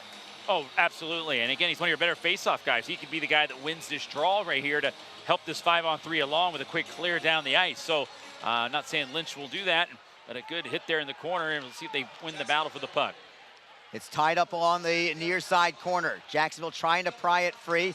Lynch shielding puck with his body. It trickles towards the goal, but the Gladiators pull it away and play it to the top of the circles. Cross ice, it is Nesbitt. Back into the corner, looking for Cody Sylvester. Sylvester all the way into the high slot now. Pulls the trigger and scores on a 5-on-3 power play goal for Atlanta. It is 4-2 Gladiators, and they're still on the power play for 3 minutes and 36 seconds. This is it can't ask for a worse start to the second period from Jacksonville. No, you surrender a big hit, and then you have to face a 5-on-3 because your teammate goes in and tries to stick up for your teammate. Then he goes in, gets that penalty, then now second penalty, and then Sylvester. I mean, he's their leading scorer, over 51 points on the year, make it 52 now with that goal. He's got a lot of time and space. He's going to wrist him in more oftentimes than not here. And again, now it's a 2-minute penalty or double minor penalty. They got essentially 2 penalties to kill off right now. Really difficult stretch here for Jacksonville. I think if they can stay just down 4-2, it would be an accomplishment at this point. Jacksonville does get a steal at their own blue line. They'll tap it to the Atlanta blue line. Puck goes high into the air. Gladiators come away with it. They'll skate into the zone. Still lots of time on their double minor power play. The Icemen get a steal. It is McEnany who turns and fires it out all the way behind the net of Chris Nell. Howardchuk is first in to force Nell to do something. Then Howardchuk curls away, and the Gladiators get it back behind the net. Howardchuk nearly went after it looking for the steal, but the Gladiators skated in. They get it to the blue line. It's poke checked away by Jacksonville, but not cleared out. Nault with a forehand. That whistles wide to the far side, comes free for the Icemen. It is Lynch tripped up on the play. Penalty coming on Atlanta. As Lynch got tripped up, had he not been tripped, it would have been a 2-on-1 shorthanded situation for the Icemen. So I'd actually consider that a good penalty from the Gladiators there. Yeah, it was. I think it was, because now you got a penalty that you can afford to get rid of there in the double minor situation. So Kylie's going to head off. You're right, there would have been a 2-on-1. It's the right call right here, and the Icemen get a little bit of a break here, at least for the moment. There'll still be 40 seconds of power play time when this penalty is killed off, but I think it is one of those good penalties to take there for Atlanta, because you're still going to come out with a power play at the end of it, barring any other setbacks as far as penalties are concerned. So 4-on-4 for 2 minutes. Atlanta, their netminder Chris Nell plays it up the right side for Yoder. 4-on-4 hockey right now. Neely for Atlanta to the left side, centering feed. Knocked free by Jacksonville, hustling for the puck are the Icemen and Brendan Harris. He'll get it to center. Tries to play it in deeper, but Davison collects it for Atlanta. It is Yoder for Neely. Neely has it poke checked away. It's going to be offside against Atlanta because of it. 4-on-4 for another minute 35. Atlanta will go back to the power play. After that, they'll have that for another roughly 40 seconds or so. We'll see if the Icemen can do some damage at 4-on-4 play. They've been successful in this particular situation. Another chance perhaps to cut the deficit in half. Center ice, it is Jacksonville with it. Sanchez, he's good at the extra ice. Gets a shot on net, save is made by Nell. Rebound on the wall, the Icemen hold it in. Fortunato to the blue line for Craig Martin. Martin looks to chip it into the corner. Fortunato takes the body. Sanchez tries to take the puck, but the Gladiators knock it behind their net. Constantino up the right side. McEnany looks to hold it in with the help of Martin. They do for now. Tied up along the wall. Gladiators pry it free. And their captain, Derek Nesbitt, feeds it cross ice for Dalton Thrower. Thrower, long up ice pass. Works its way to Nesbitt. Wrister on net. Glove save is made by the Icemen. Netminder Francois Brassard. Can't really fault him again. I know it's been a tough situation for Brassard tonight, allowing 4 goals. This is your league leader in goals against average, under 2 coming into this game. But I think Atlanta, give them credit. I think they're just firing on all cylinders offensively right now. And of course, the 5-on-3 power play doesn't help, or doesn't hurt. We talked about this last night, Arlie, that we felt kind of a shift in momentum in last night's game. The Icemen did a great job to hang on, but that second and third period, there was a good pushback by Atlanta that we thought could carry over into tonight. It did in the first 10 minutes of this game, and now here in this second period as well, they've been very opportunistic and now have this lead. Hadfield going all the coast to coast. What a save by Nell. Victor Hadfield, an incredible coast-to-coast rush for the Icemen, trying to put Jacksonville on the board again. Now Jacksonville in the offensive zone, they get a steal. It is Lynch on the backhand, chips it for Howardchuk. Howardchuk into the high slot to the forehand, score! Ben Howardchuk has the Icemen on the board again. It's 4-3 with 14:19 to go in the second. Oh, he's having a game, isn't he? Ben Howardchuk had the dazzling highlight reel goal back in the first period, and then right here, the snap through traffic, able to get it past Nell and in on the Iceman counter with a 4-on-4 goal, no less, Arlie. You talked about it. When these guys with speed get that extra space out there, they can use it to their advantage, and Howardchuk's one of those guys. And he snaps that one for his second of the night, and it's a 1-goal game again. The Icemen, they're refusing to go down. They're not going anywhere. 7 goals in the opening 26 minutes of this game. Incredible. Still 4-on-4 for another 17 seconds. The Icemen are definitely not out of the woods yet. Remember, they're still shorthanded for about 40 seconds in just a matter of moments. And it's Atlanta into the offensive end. Neely with a wrist shot right into the midsection of Brassard. He'll hang on and take the draw. Here's Joe Massey with your goal call. Your Iceman goal scored by number 17, Ben Howardchuk, assisted by Lynch. Time of the goal, 5:41. Thank you, Joe. It is 4-on-4 for 4 more seconds. And then Atlanta will go back to the power play. I think Jacksonville tried to get a late change, but the referee, Cameron Fleming, would not let Aaron Nazarian come onto the ice. I guess it was just a little too late. Draws to the left of Francois Brassard. And they're gonna drop it again, and they're gonna have to add a second on the clock. What the Icemen don't wanna do here, because it's a tricky time with 4 seconds, typically you'd wanna win the draw and just ice the puck, but it's 4-on-4 right now. They can't. They need to wait about 4 seconds before they can do something like that. We'll see what happens on the drop of the puck. The Icemen do win it. It's Hadfield skating it behind the net, trying to kill some time. He'll feed McEnany. That wastes enough time to get it out to center ice, and then Jacksonville gets it to center, and Atlanta with it on the power play. 30 seconds to go on the power play. Sylvester rims it around. Crazy bounce. It ends up going off the side of the net, and we have a whistle. What's the call? Yeah, it rolled on the back part of the net and rolled down, but I was surprised that there was a whistle for that, just unless it did clip maybe the lower portion of that safety netting and hit up high on that glass. That could be. And came back in front. So that's the only thing I could think of in that situation. Atlanta is technically on their 4th power play of the night right now. They're already 2 for 3. Jacksonville's not had a power play yet, so the specialty teams have been all Atlanta. You hope that things will even up, but if you're an official, you're told not to even things up. You just want to call what you see. Jacksonville does win the faceoff. They'll clear it the length of the ice. Great work there from Aaron Nazarian. One final rush for Atlanta with the man advantage. Constantino ahead for Sylvester. Sylvester gives it up at center. Here come the Icemen. Short-handed breakout. Howardchuk with Nazarian. Nazarian stops at the top. Howardchuk for the hat trick. It is blocked in front. Jacksonville is back at full strength. as Atlanta plays it cross ice. What a great feed to Hugo Waugh. His wrist shot is deflected over the crossbar. Penalty coming. This one's on Atlanta. It's a delayed call. And here come the Icemen skating through center. Nazarian gives it up. There's your touch. Finally, a power play for the Icemen when we come back. They may be looking to come from behind from a pair of goals down twice in the opening 30 minutes of this game. They trail 4-3 right now. We'll be back in a moment. This is Jacksonville Icemen hockey. Tonight's game is brought to you by the ECHL, celebrating its 34th season of affordable family entertainment.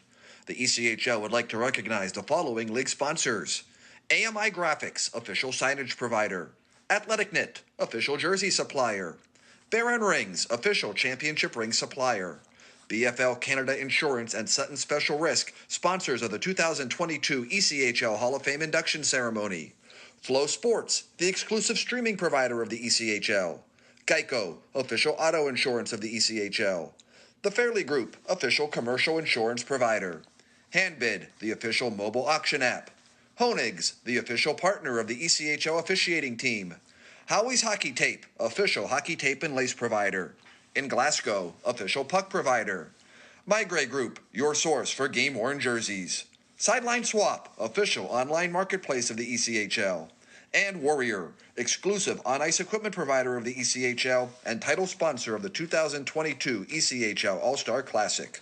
Catch all of the ECHL action live in high definition by logging on to flowhockey.tv. First power play of the night for Jacksonville upcoming. They're 22nd in the league at 17.3%. Atlanta not only has a good penalty kill, 6th overall at 83%, but they have 18 shorthanded goals. The Icemen will have to be very careful here. Of course, they want to try and tie it up above everything. Tied up along the near side boards. Jacksonville tries to pry it free. Lynch will rim it around. Hustling for it is Harris. He'll find Martin, then to the right point. It's Nazarian cross ice for Panetta. Panetta, 60 feet away, feeds Harris. Harris switches places. Panetta, he's in the high slot. Wrister in a screen, deflected on net, save, rebound save. It's still loose. Nell finally will cover it up, and then Atlanta throws a man down. That's Craig Martin at the whistle, and things are getting a little high-spirited right now. And Nazarian jumping on top of a man as well. Getting involved there. I didn't appreciate how Martin was getting roughed up here, and Holscher and Lynch come together as well. And Arlie, you know what this reminds me of? It reminds me of a couple of top 3 teams in a division fighting for a division title. Yeah. That's what this is. You're starting to get it now. The intensity, the effort, the extracurriculars are starting to now boil in, and it's to be expected when teams are going to play a 3-3 against one another, and this being game 2. We're kind of at that middle point of the weekend, and I think now we're starting to get the hostilities start to set in. It's been a while since these two teams have played, so they're just took some time for them to get reacquainted. They're going to take the face-off outside the zone because the Icemen defense moved in beyond the hash marks. I believe that's the official ruling there. If a defensive player comes from the blue line to the hash marks, they will bring the face-off outside the zone in order to join a skirmish, let's just say. And so I'll take their word for it that that's what happened there. Face-off between Luke Lynch for Jacksonville, Eric Neely for Atlanta, and they're going to drop the puck again. They're going to have to add a little time on the clock as well. Icemen are having a hard time dropping the puck cleanly a couple times. Jacksonville with 4 forwards out there. Luke Lynch, Aaron Nazarian, and Craig Martin. Serving as a point man is Brendan Harris, who has a goal tonight. Jacob Panetta, the only defenseman out there for Jacksonville. So good to have his presence back on the ice on the power play in particular. And here's Panetta with the puck in the zone. Right point, it is Harris. Cross ice for Lynch, top of the circle, wrist shot, save is made, rebound cleared into the corner by Thrower. Atlanta gets to the loose puck, they do not clear it. Harris at the dasher somehow holds it in the zone. It nearly went into the bench, but he took it off the dasher board literally and gloved it back out onto the ice. Panetta for Harris, right circle, back to Panetta. Wines, fakes the shot, Lynch a one-timer, it deflects wide. Harris gets it back, 47 seconds to go on the power play. Harris for Martin at the right circle. At the blue line, Panetta. Martin drops it back this time for Harris, faking the shot. Harris crisscrosses. Panetta, one-timer. It is blocked by Neely. He lost his stick in the process. At the blue line, a couple of Icemen players actually ran into each other, and it goes out to center. I think Neely shoved the Iceman player into the other. He didn't have his stick, so he said, hey, you know what? I'm going to make these guys run into one another to slow them down, and it worked to perfection. 16 seconds to go on the power play. The Icemen get it back in the offensive zone. It's Fortunato. Cross ice, Sanchez at the circle. Wrist shot is save made by Nell. Rebound goes behind the net. Sanchez, excellent work using his body to win the puck. Fortunato, slap shot, save made. Rebound just wide, maybe even grazed the outside of the post. Teams are at full strength, but the Icemen still have the puck in the zone. Sanchez, good feed for Berzola. Wrist shot, save is made. Rebound up high to the blue line. Fortunato for Sanchez. Right circle, wrist shot, blocked in front. And the Atlanta will finally play it up the wall, still not out. Heavy pressure from Jacksonville. Fortunato for Sanchez. Seam pass, Berzola, centering feed, deflects to the blue line, hustling for the puck. Atlanta's got it. It's Sylvester skating 2-on-2 with Waugh. Sylvester steps around the man to the backhand. He's tripped up on the play as Brassard is able to scoop it up, and I think the Icemen are fortunate they're not going into the penalty box after that one as well. I would agree, Arlie. Sylvester's in the process of trying to get the puck to stay on his stick and maybe go in for his shot, and got his legs taken out from under him there, and they're lucky to let that one play. But now we're back to 5-on-5. Great pressure, though, by Jacksonville, Arlie. There's nothing wrong with that power play other than the fact they didn't score on it, but they were creating some pressure. But even after the penalty was over, they were controlling the zone, and some good work there by Sanchez there, especially along the boards and with the stick lifts and stuff. Reminded me a little bit of the power play the Icemen had last night when they had the puck in the offensive zone for the entire 2 minutes plus another 40 or 50 seconds after that, only to ultimately not score then either. But hopefully that does provide a little bit of momentum for the Icemen offensively.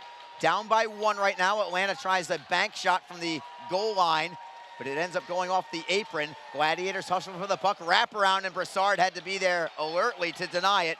And the Icemen play it up the wall. So good to see Ethan Zapula back out onto the ice. I got to be honest, I did not necessarily expect to see him again this evening. Icemen into the offensive zone. Centering feed. Goes to Berzola off a deflection. Berzola is double teamed at the right wing half boards. Turner knocks it free. He gives it up to Howardchuk. Howardchuk gets a soft shot on net. Zapula took down Nell. I think that could have been a penalty on Jacksonville also, as Atlanta clears it for an icing call. Zapula kind of gave Nell a forearm shiver to the back of the head, and truth be told, I think the Icemen got away with a couple of them in about the last 30 seconds. Yeah, they really have, and just great to see Zapula back out there. After taking that hit there from Dalton Thrower earlier in the period, but came in a little bump there, knocking the goaltender down. Icemen win the faceoff cleanly. Hadfield, left point. Jacksonville keeps it in. They'll play it down low. Martin, the team's leading scorer. He's got 3 goals in the last 2 games. 5 points, in fact, in the last 2 games. That's courtesy of you, Reader. Great nugget there. Got to give you credit. Thank you, sir. Of course, anytime. Jacob Panetta back in his own end. Panetta, D-to-D for Hadfield. Hadfield had quite an end-to-end rush earlier in this period. Seconds later, it was Ben Howardchuk who got the goal. Yeah, we didn't get a chance to really highlight that rush. That was very nice there by Hadfield, but it was kind of overshadowed by the goal by Howardchuk. Steal from Jacksonville on the offensive end, but they can't capitalize. It is Sheen taking it to center. The Icemen get it right back. Harris over the blue line. Nazarian trails. He'll take the drop pass. Nazarian with a shot. It's deflected into the corner. Fortunato picks it up for the Icemen. Fortunato, good cross-ice look for Hadfield. Hadfield with a wrister and a screen, and Nell saw it late. It just went over the crossbar. Nazarian looking to spin away from Yoder. Yoder takes the puck away from him. Yoder up the wall. Kiley to the blue line. Hadfield again will keep it in. Around the wall for Harris. Harris kicking it free for Nazarian. The Gladiators get it back, and they will skate ahead. Moving it is Cameron Kiley. Kiley with a drop pass. Davison with a sharp angle shot. Loose in the top of the crease, and the Gladiators couldn't pounce on it. Comes free to the opposite wing. Atlanta with a shot on net. Glove save is made by Brassard. He'll hang on, and again sticks up high.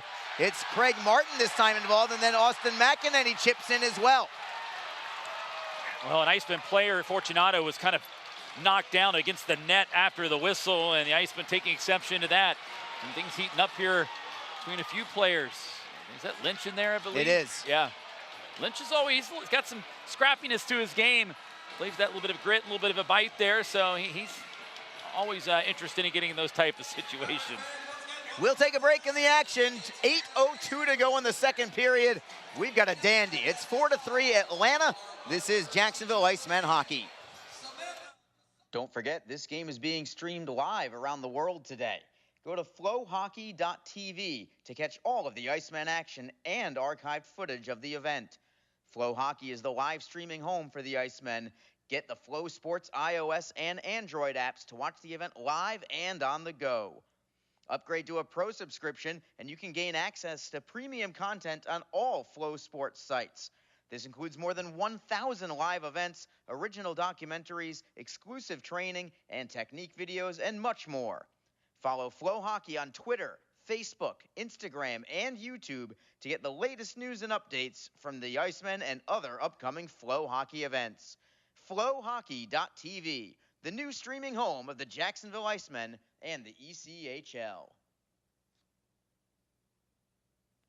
Just be positive. Your Community First Mortgage champions make sure you get a great rate, a quick close, and can save you about $3,000 in closing costs. Apply at communityfirstfl.org. Community First Credit Union. Just be yourself. Federally insured by NCUA, Equal Housing Lender. With Alex Reed, Arlie Johnson with you. Sensational action tonight. ECHL hockey. The Jacksonville Icemen trail the Atlanta Gladiators 4-3. 8:02 left in the second period. This has not been your typical Jacksonville Icemen game. They're pretty tight to the vest defensively typically, as are the Gladiators. It's kind of atypical of them also. But I think that's just added to the entertainment for this evening.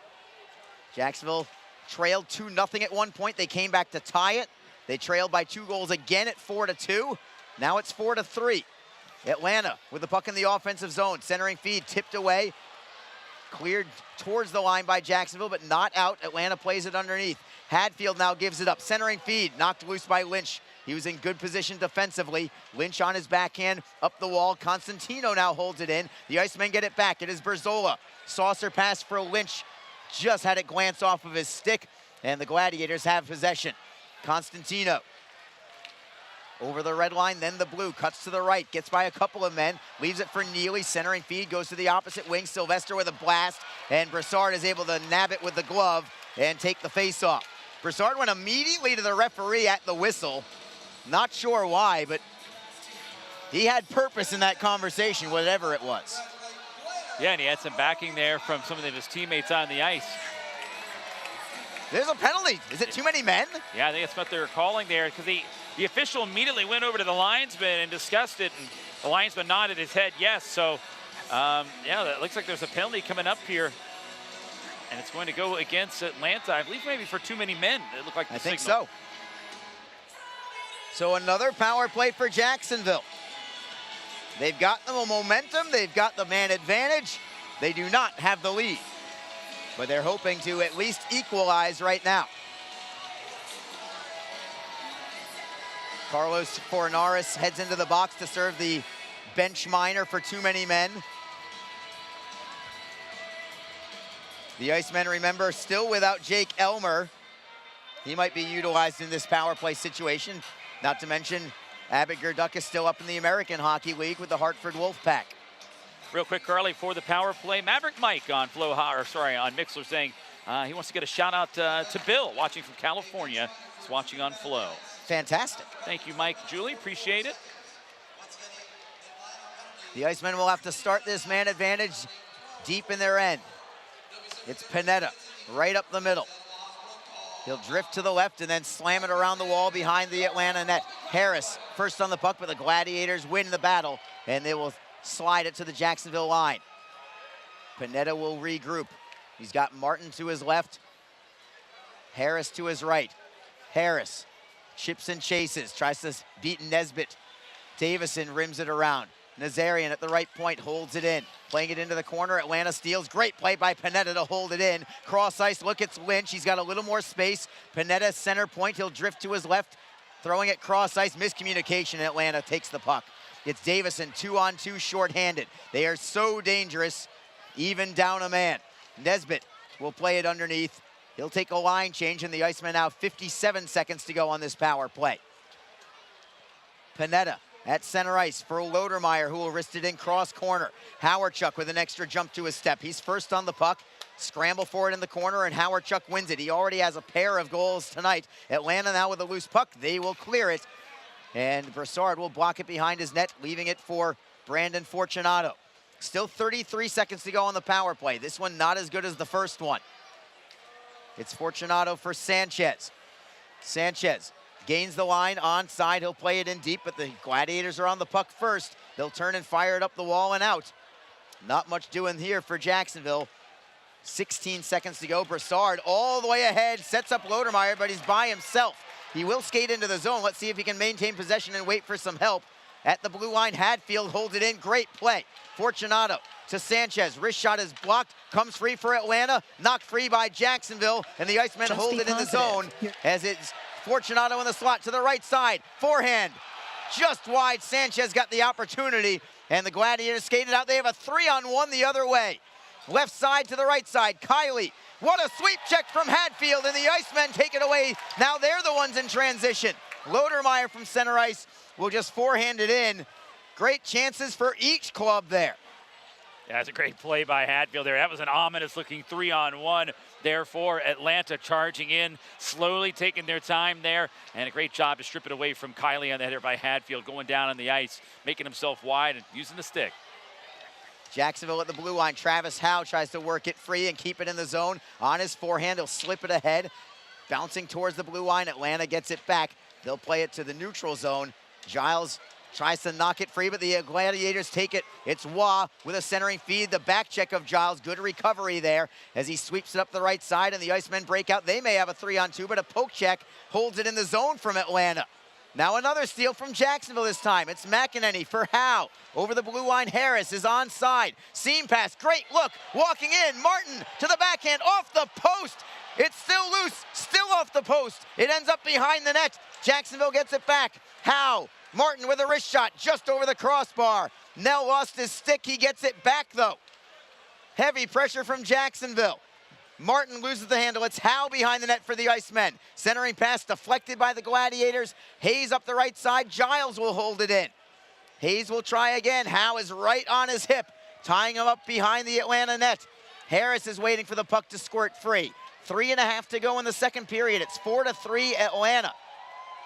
Turner up the wall. Panetta pinches in. He'll hold it in. He'll try the opposite wing. Sylvester is on the puck first, and he will flip it high in the air, and it will trickle into the Icemen zone. Panetta with some good edge work. Cuts to the left. He's over the blue line. Going it alone. Wrist shot. Save is made. Rebound is loose. It's cleared out by Atlanta. Furious pace to this game all night long. The Icemen deflect in. Gladiators are first on the puck. Off glass at the line. It's held in. Shot is deflected into the air. Stays in play behind the Atlanta net. Nazarian first on it, on his backhand. Tries to move to the forehand. Couldn't get the shot away, but great work there from Lynch to hold it in. Hadfield has time. Wrist shot. Save. No rebound. And again sticks up high after the whistle. They're battling for every inch out there right now. Yeah, it's just getting a little intense right now, Arlie. This has been a just good competition here on both sides. The Ice is starting to get some opportunities here, some sustained pressure, but it's been a lot of fun here so far. If we go down 2:40 to left. We'll take a break. 4-3 Atlanta. This is Jacksonville Icemen hockey.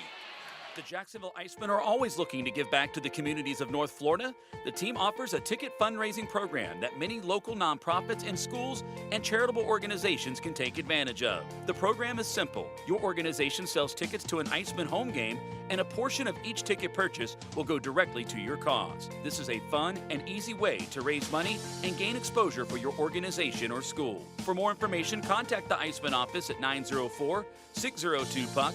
That's 904-602-7825, or log on to jacksiceman.com.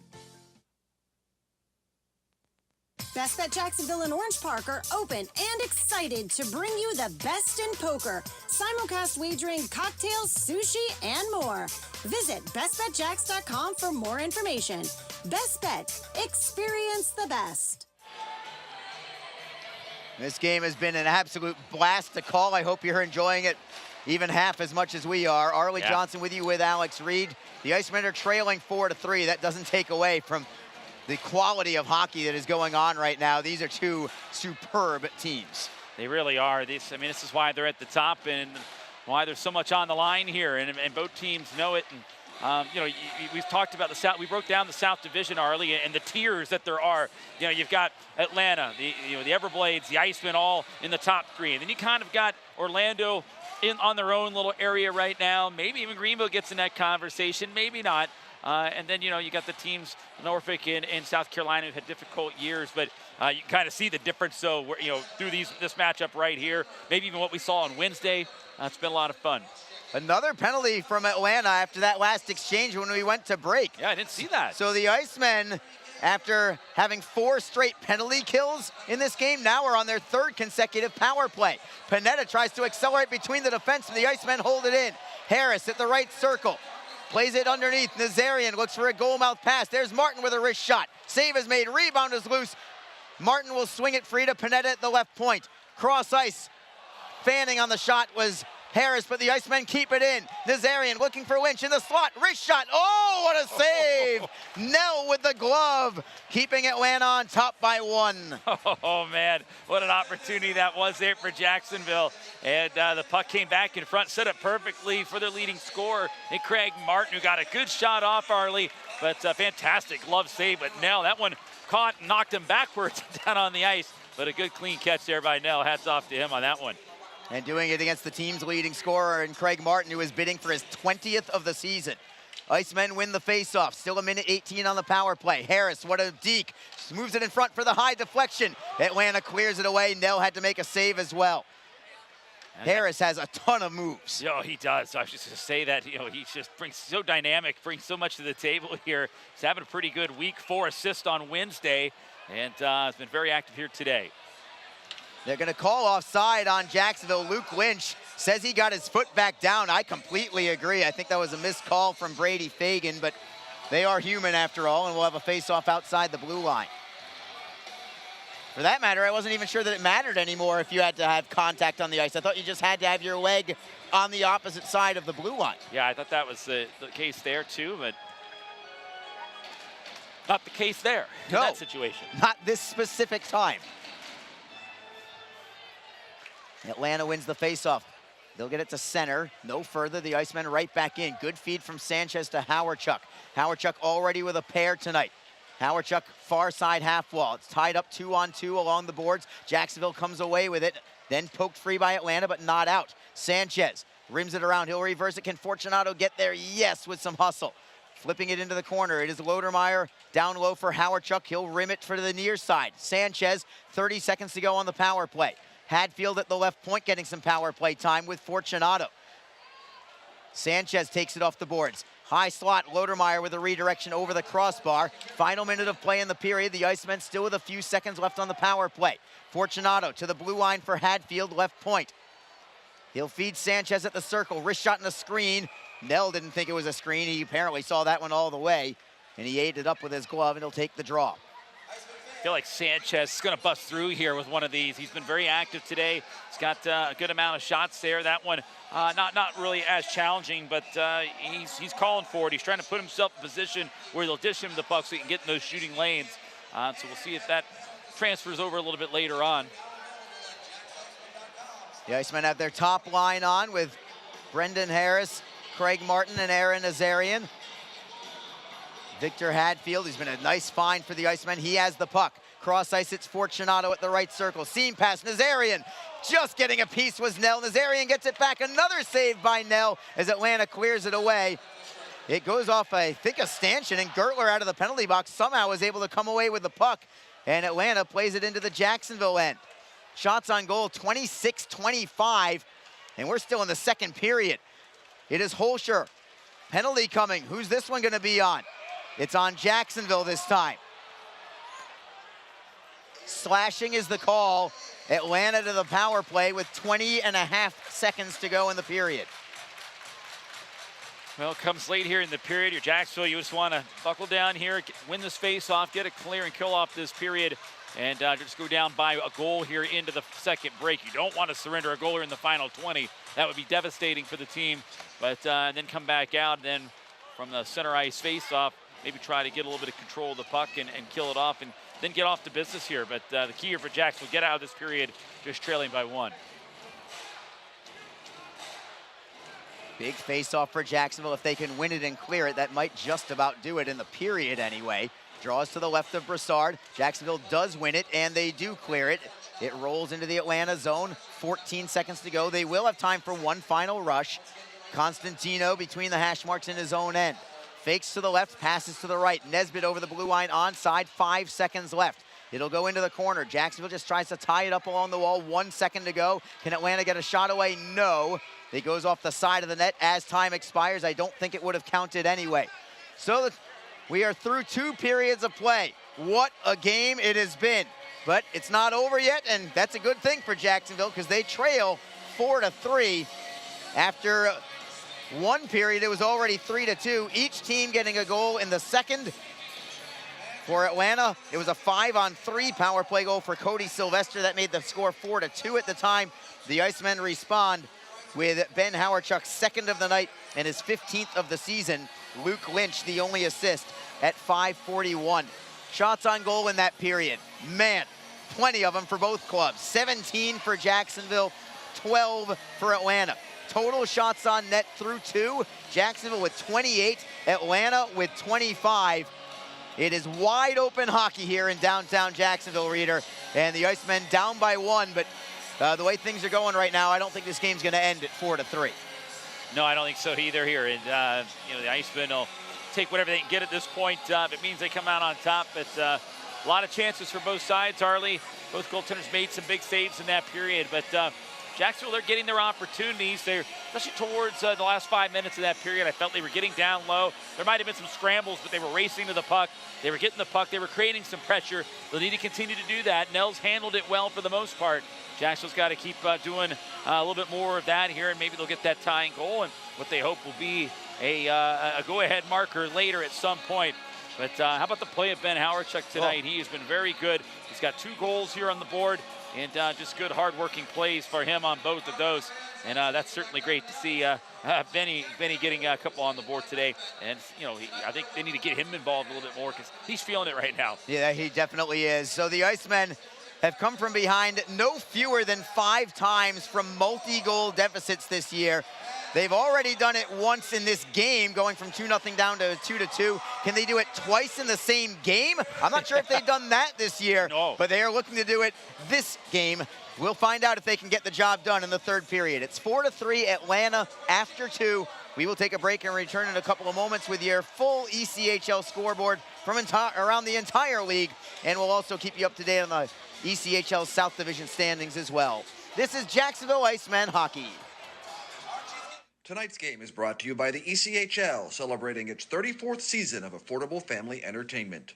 The ECHL would like to recognize the following league sponsors: AMI Graphics, official signage provider; AthleticNet, official jersey supplier; Baron Rings, official championship ring supplier; BFL Canada Insurance and Sutton Special Risk, sponsors of the 2022 ECHL Hall of Fame induction ceremony; Flow Sports, the exclusive streaming provider of the ECHL; Geico, official auto insurance of the ECHL; The Fairley Group, official commercial insurance provider; Handbid, the official mobile auction app; Honig's, the official partner of the ECHL officiating team; Howie's Hockey Tape, official hockey tape and lace provider; In Glasgow, official puck provider; My Grey Group, your source for game-worn jerseys; Sideline Swap, official online marketplace of the ECHL; and Warrior, exclusive on-ice equipment provider of the ECHL and title sponsor of the 2022 ECHL All-Star Classic.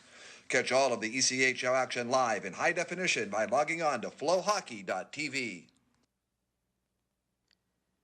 Don't forget, this game is being streamed live around the world today. Go to flowhockey.tv to catch all of the Iceman action and archived footage of the event. Flow Hockey is the live streaming home for the Icemen. Get the Flow Sports iOS and Android apps to watch the event live and on the go. Upgrade to a pro subscription and you can gain access to premium content on all Flow Sports sites. This includes more than 1,000 live events, original documentaries, exclusive training and technique videos, and much more. Follow Flow Hockey on Twitter, Facebook, Instagram, and YouTube to get the latest news and updates from the Icemen and other upcoming Flow Hockey events. FlowHockey.tv, the new streaming home of the Jacksonville Icemen and the ECHL. Just be positive. Your Community First Mortgage champions make sure you get a great rate, a quick close, and can save you about $3,000 in closing costs. Apply at communityfirstfl.org. Community First Credit Union. Just be yourself. Federally insured by NCUA, Equal Housing Lender. The Jacksonville Icemen offer discounted tickets for groups of 10 or more. Whether it's a company outing, a group from your school or church, or just a gathering of friends, the Icemen can help you set up a night of fun at a discounted cost. Other benefits include an intermission ride on the popular Fan Zam, a post-game group photo, or take a shot on net after the game. Ticket fundraisers are also available. For more information, contact the Icemen office at 904-602-PUCK. That's 904-602-7825, or visit us online at jacksicemen.com. Icemen Hockey, feel the freeze. Best Bet Jacksonville and Orange Park are open and excited to bring you the best in poker, simulcast wagering, cocktails, sushi, and more. Visit bestbetjacks.com for more information. Best Bet. Experience the best. The Jacksonville Icemen are always looking to give back to the communities of North Florida. The team offers a ticket fundraising program that many local nonprofits and schools and charitable organizations can take advantage of. The program is simple. Your organization sells tickets to an Icemen home game, and a portion of each ticket purchase will go directly to your cause. This is a fun and easy way to raise money and gain exposure for your organization or school. For more information, contact the Icemen office at 904-602-PUCK. That's 904-602-7825, or log on to jacksicemen.com. Just be in control. With free interest checking and great digital tools, Community First makes smarter banking simple. Add an account at justbeyourself.com. Community First Credit Union. Just be yourself. Federally insured by NCUA. NHL players have amazing talent, and some of the very best developed right here in the ECHL. Beagles in, he scores. Now, follow all your favorite ECHL alumni every night on NHL Network's primetime hockey show, NHL Tonight. Both teams recognize how big this matchup is. Fire save by Dubnik. Rebound. Goosebump stuff. NHL Tonight, every night 6 Eastern on NHL Network. Hi, everyone. This is Allie McDeal from the Best Bet Poker Rooms. Experience the popular Vegas-style game, Fortune Pai Gow Poker. Both locations are now playing Face-Up Pai Gow. It's more fun to play than ever. You could win up to $25,000 on a single $5 bet. Come play at either Best Bet location today. What is your role in the fight against cancer? The answer could be as simple as driving your car. For many cancer patients, getting to and from treatment is one of their toughest challenges. The American Cancer Society needs volunteer drivers to help provide transportation for people in your community. Through the gift of a lift in your car, you can help patients take one more step in the road to recovery. Get in the driver's seat in the fight against cancer. To find out more, call your American Cancer Society at 1-800-227-2345 or visit cancer.org. If you feel that passion is just the start, if you think practice is never over, if you believe speed limits are just for highways, and Saturday mornings aren't made for cartoons. If you try, fail, learn, laugh, repeat, compete, respect, and unite, then you belong on our team. Join now at team.ccmhockey.com. We're back after 2 periods of play in downtown Jacksonville. Arlie Johnson with Alex Reed. What a game it's been, and it's not over yet. 4-3 is your score. The Atlanta Gladiators have the lead over the Jacksonville Icemen. And Alex, let's go through the ECHL scoreboard. We'll start in the South Division. Critical games going on, one in particular for Jacksonville. That's the Florida Everblades hosting the Orlando Solar Bears for the 2nd consecutive night. Jacksonville is hoping for a little help from Orlando, but they've lost 4 in a row, and right now, they're not getting much help tonight either, although it is still tight. It's a 2-1 game, but Florida is on top. That is through 20 minutes of play, and Orlando really in a tailspin right now. Yeah, they are. They got to get it figured out here fast. They had a very comfortable lead, over the 5th place Greenville, and that's starting to fade away. And so I'm sure we're going to cover here and highlight in just a second. Orlando needs to get it figured out here fast because they need to get some separation because Greenville is making a case to get in the conversation right now, Arlie. Yeah, and speaking of Greenville, despite a hat trick against them from Norfolk's Noah Corson, he's got all 3 of Norfolk's goals, but that's still not enough. Norfolk not good defensively, and they're showing it tonight. It is 5-3 Greenville. 2 goals for Chase Zeke. He's a newcomer for Greenville. They just acquired him in a trade. He has a pair of goals tonight. So if those 2 scores hold, Greenville winning and Orlando losing, you're looking at Greenville being 5 points behind Orlando for 4th place with 3 games in hand as well. That race is far from over now. Yeah, it certainly is. Greenville making a nice late season push here, and they're playing some pretty good hockey. And wow, what a change of events really the last couple of weeks has been here, Arlie. And yeah, we weren't even putting them in the conversation.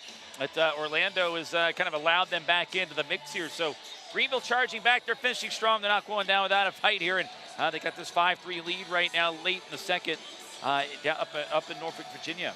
So big games there, especially for Orlando, and they are feeling some pressure right now. Only other game involving a South Division team, the South Carolina Stingrays. They're up in New England right now. They played and lost to Worcester last night. Tonight, up in Portland, Maine, but they get the victory tonight. That game is already over. 2-0 is the final score. South Carolina gets the job done on the road.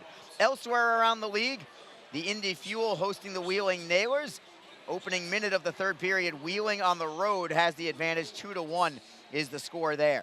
They're all knotted up 3-3 between the Kalamazoo Wings and the Iowa Heartlanders. Iowa now over 500 on the season. Amazing when you consider where they started. I believe they were 3-12 at one point. Now they are over 500. And that game still hangs in the balance. Don't know who's going to come away with that one. Kalamazoo playing pretty decent as well as they look to stay in the playoff hunt in the Central Division, currently in 5th place. The Reading Royals are on top of the North Division, and they are not going to relinquish that tonight. They have a 5-2 lead at home over the Adirondack Thunder. Reading, in fact, right now with a win percentage of .685. They've got the best record in the entire Eastern Conference right now, better than anybody in the South Division even. Only 13 losses in regulation for the Royals this year. A good one in Worcester. The Worcester Railers are playing some great hockey also. They've won 4 in a row. It's a 3-3 hockey game between them and the Newfoundland Growlers. Newfoundland has been playing some pretty good hockey also. In fact, both teams go into that contest each on a 4-game winning streak. Something's got to give there, but right now it's tied after 2. Elsewhere around the league, the Cincinnati Cyclones, a 3-2 lead at home over the Fort Wayne Comets. They are scoreless in Tulsa, the Toledo Walleye on the road against the Tulsa Oilers. And the last 2 games yet to have started. It's the Kansas City Mavericks at the Rapid City Rush. Rapid City actually will play a factor for the Icemen next week because they'll be hosting the Atlanta Gladiators for 3 straight games next weekend. So if you're an Iceman fan, you want Rapid City to be red hot going in, and believe me, they are. Rapid City has only lost 1 of their last 11 in regulation. We'll see if that trend continues tonight. Final game of the evening, the Utah Grizzlies on the road. The first place Grizzlies in the Mountain Division are visiting the Idaho Steelheads. Full slate around the league tonight, and there is your scoreboard. We'll take a quick break. We'll come back and again give you a quick look at the South Division standings and see what the Icemen have in front of them and see potentially how these games tonight would potentially impact the standings. 4-3, Atlanta has the lead over the Jacksonville Icemen after 2 periods of play. This is Jacksonville Icemen hockey. Don't forget, this game is being streamed live around the world today. Go to flowhockey.tv to catch all of the Iceman action and archived footage of the event. Flow Hockey is the live streaming home for the Icemen. Get the Flow Sports iOS and Android apps to watch the event live and on the go. Upgrade to a pro subscription and you can gain access to premium content on all Flow Sports sites. This includes more than 1,000 live events, original documentaries, exclusive training, and technique videos, and much more. Follow Flow Hockey on Twitter, Facebook, Instagram, and YouTube to get the latest news and updates from the Icemen and other upcoming Flow Hockey events. FlowHockey.tv, the new streaming home of the Jacksonville Icemen and the ECHL. Just be positive. Your Community First Mortgage champions make sure you get a great rate, a quick close, and can save you about $3,000 in closing costs. Apply at communityfirstfl.org. Community First Credit Union. Just be yourself. Federally insured by NCUA, Equal Housing Lender. The Jacksonville Icemen offer discounted tickets for groups of 10 or more. Whether it's a company outing, a group from your school or church, or just a gathering of friends, the Icemen can help you set up a night of fun at a discounted cost. Other benefits include an intermission ride on the popular Fan Zam, a post-game group photo, or take a shot on net after the game. Ticket fundraisers are also available. For more information, contact the Icemen office at 904-602-PUCK. That's 904-602-7825, or visit us online at jacksicemen.com. Icemen Hockey, feel the freeze. Best Bet Jacksonville and Orange Park are open and excited to bring you the best in poker. Simulcast wagering, cocktails, sushi, and more. Visit bestbetjacks.com for more information. Best Bet. Experience the best. The Jacksonville Icemen are always looking to give back to the communities of North Florida. The team offers a ticket fundraising program that many local nonprofits and schools and charitable organizations can take advantage of. The program is simple. Your organization sells tickets to an Icemen home game, and a portion of each ticket purchase will go directly to your cause. This is a fun and easy way to raise money and gain exposure for your organization or school. For more information, contact the Icemen office at 904-602-PUCK. That's 904-602-7825, or log on to jacksicemen.com. Just be in control. With free interest checking and great digital tools, Community First makes smarter banking simple. Add an account at justbeyourself.com. Community First Credit Union. Just be yourself. Federally insured by NCUA. NHL players have amazing talent, and some of the very best developed right here in the ECHL. Beagles in, he scores. Now, follow all your favorite ECHL alumni every night on NHL Network's primetime hockey show, NHL Tonight. Both teams recognize how big this matchup is. Fire save by Dubnik. Rebound. Goosebump stuff. NHL Tonight, every night 6 Eastern on NHL Network. Hi, everyone. This is Allie McDeal from the Best Bet Poker Rooms. Experience the popular Vegas-style game, Fortune Pai Gow Poker. Both locations are now playing Face-Up Pai Gow. It's more fun to play than ever. You could win up to $25,000 on a single $5 bet. Come play at either Best Bet location today. What is your role in the fight against cancer? The answer could be as simple as driving your car. For many cancer patients, getting to and from treatment is one of their toughest challenges. The American Cancer Society needs volunteer drivers to help provide transportation for people in your community. Through the gift of a lift in your car, you can help patients take one more step in the road to recovery. Get in the driver's seat in the fight against cancer. To find out more, call your American Cancer Society at 1-800-227-2345 or visit cancer.org. Third period just about to start very quickly again. The Jacksonville Icemen down by 1 entering the third period of play. What's at stake for tonight? Well, if the Icemen can come from behind and win this one in regulation, they'll be within 2 points of Atlanta. Atlanta currently in first place in the South Division. That does not mean that they would end the night 2 points out of first place, though. At least potentially it doesn't mean that, because the Florida Everblades are leading their game over Orlando. Florida right now is only 1 point behind Atlanta. By the end of the night, Florida might end up in sole possession of first place, and Jacksonville could be 3 points behind them if the Everblades hold on. So much at stake, game after game after game, Reader. Yeah, it is. And again, the Icemen, even after this tonight, will still have those games in hand on both of those teams. But you're right, Florida very well could be in that position by the night's end. And we expect this flip and flop and up and down. I think it's gonna change multiple times before we close out the regular season, and that's how tight and how important these games are. So we'll see how it goes, but it's been a very, very interesting ride here down the stretch.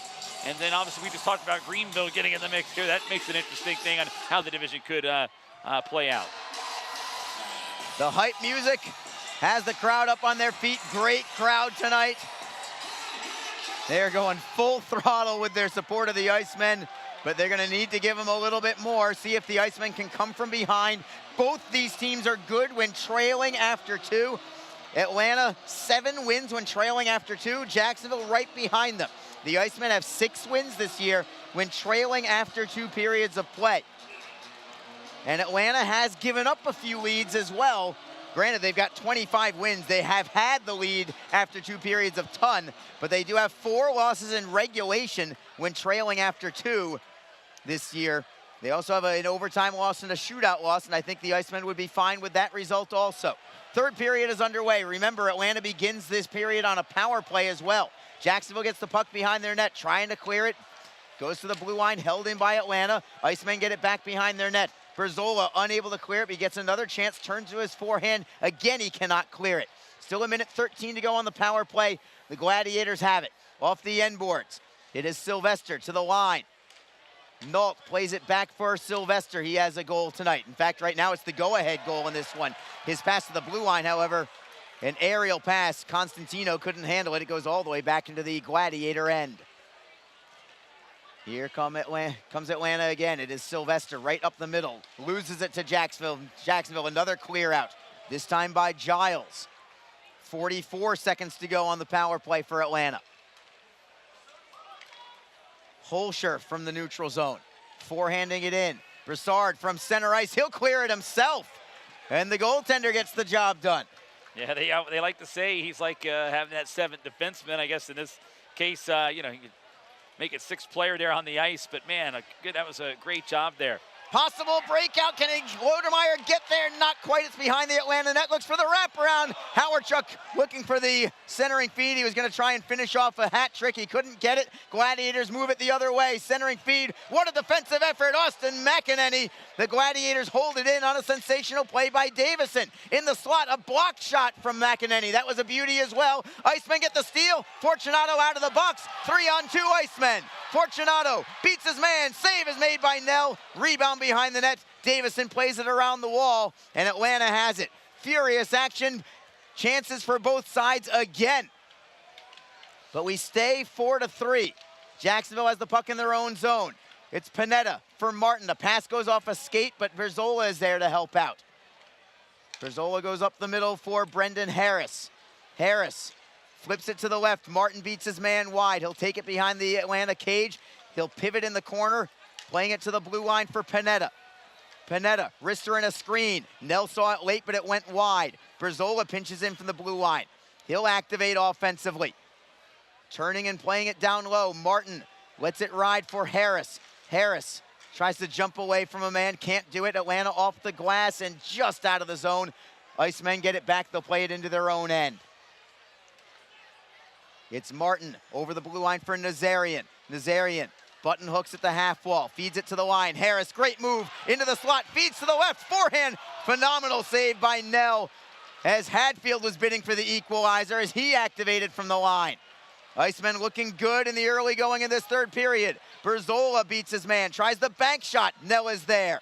Nazarian gets it back from the goal line. Beats Hayes behind the net, stuffs it in front. Cleared away by Atlanta. This is going to be icing. Jacksonville looking so strong in the opening minutes of the third, Reader. Yeah, they're pouring on the pressure here. Great job. Way to set the tone for the start of this period and kind of get Atlanta thinking a little bit here. A couple things, though, with Jacksonville. They're doing a great job getting to the net, getting to shooting lanes, but twice, though, they had shots they could have taken from the slot and kicked it out for the outside shot, and Nell was able to control those a little bit easier. But, you know, I think the Icemen need to not get quite as fancy there. You got an opportunity in the slot, you take it as long as there's a lane and take your chances there for a little bit of a higher percentage situation.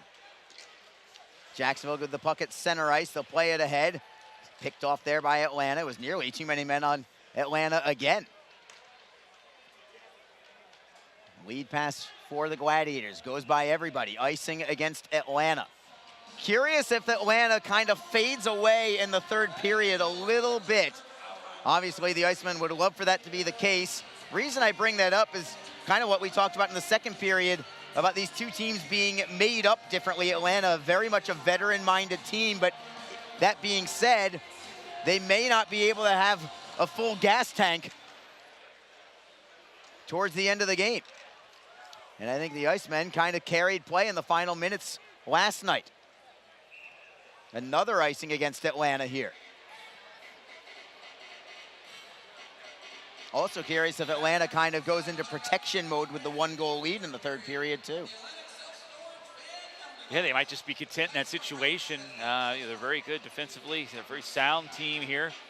Really, both teams are, but yet there's 7 goals on the board here between the two. But again, you're right. It'd be interesting to see how it plays out here. The Icemen making a statement here, at least in the first 3:45 here of this period. So a great job so far. They've got to keep pressing. They just need one to try to get the equalizer. And so far, they're doing everything they can to try to do it. Howardchuk behind the net for the Icemen. Circles all the way to the high slot, beats a couple of men, gets it to the forehand, can't get the shot away. He leaves it for Berzola. Berzola all the way to the blue line. He'll drop it for Panetta. Wrist shot, easily gloved by Nell. Nobody in front.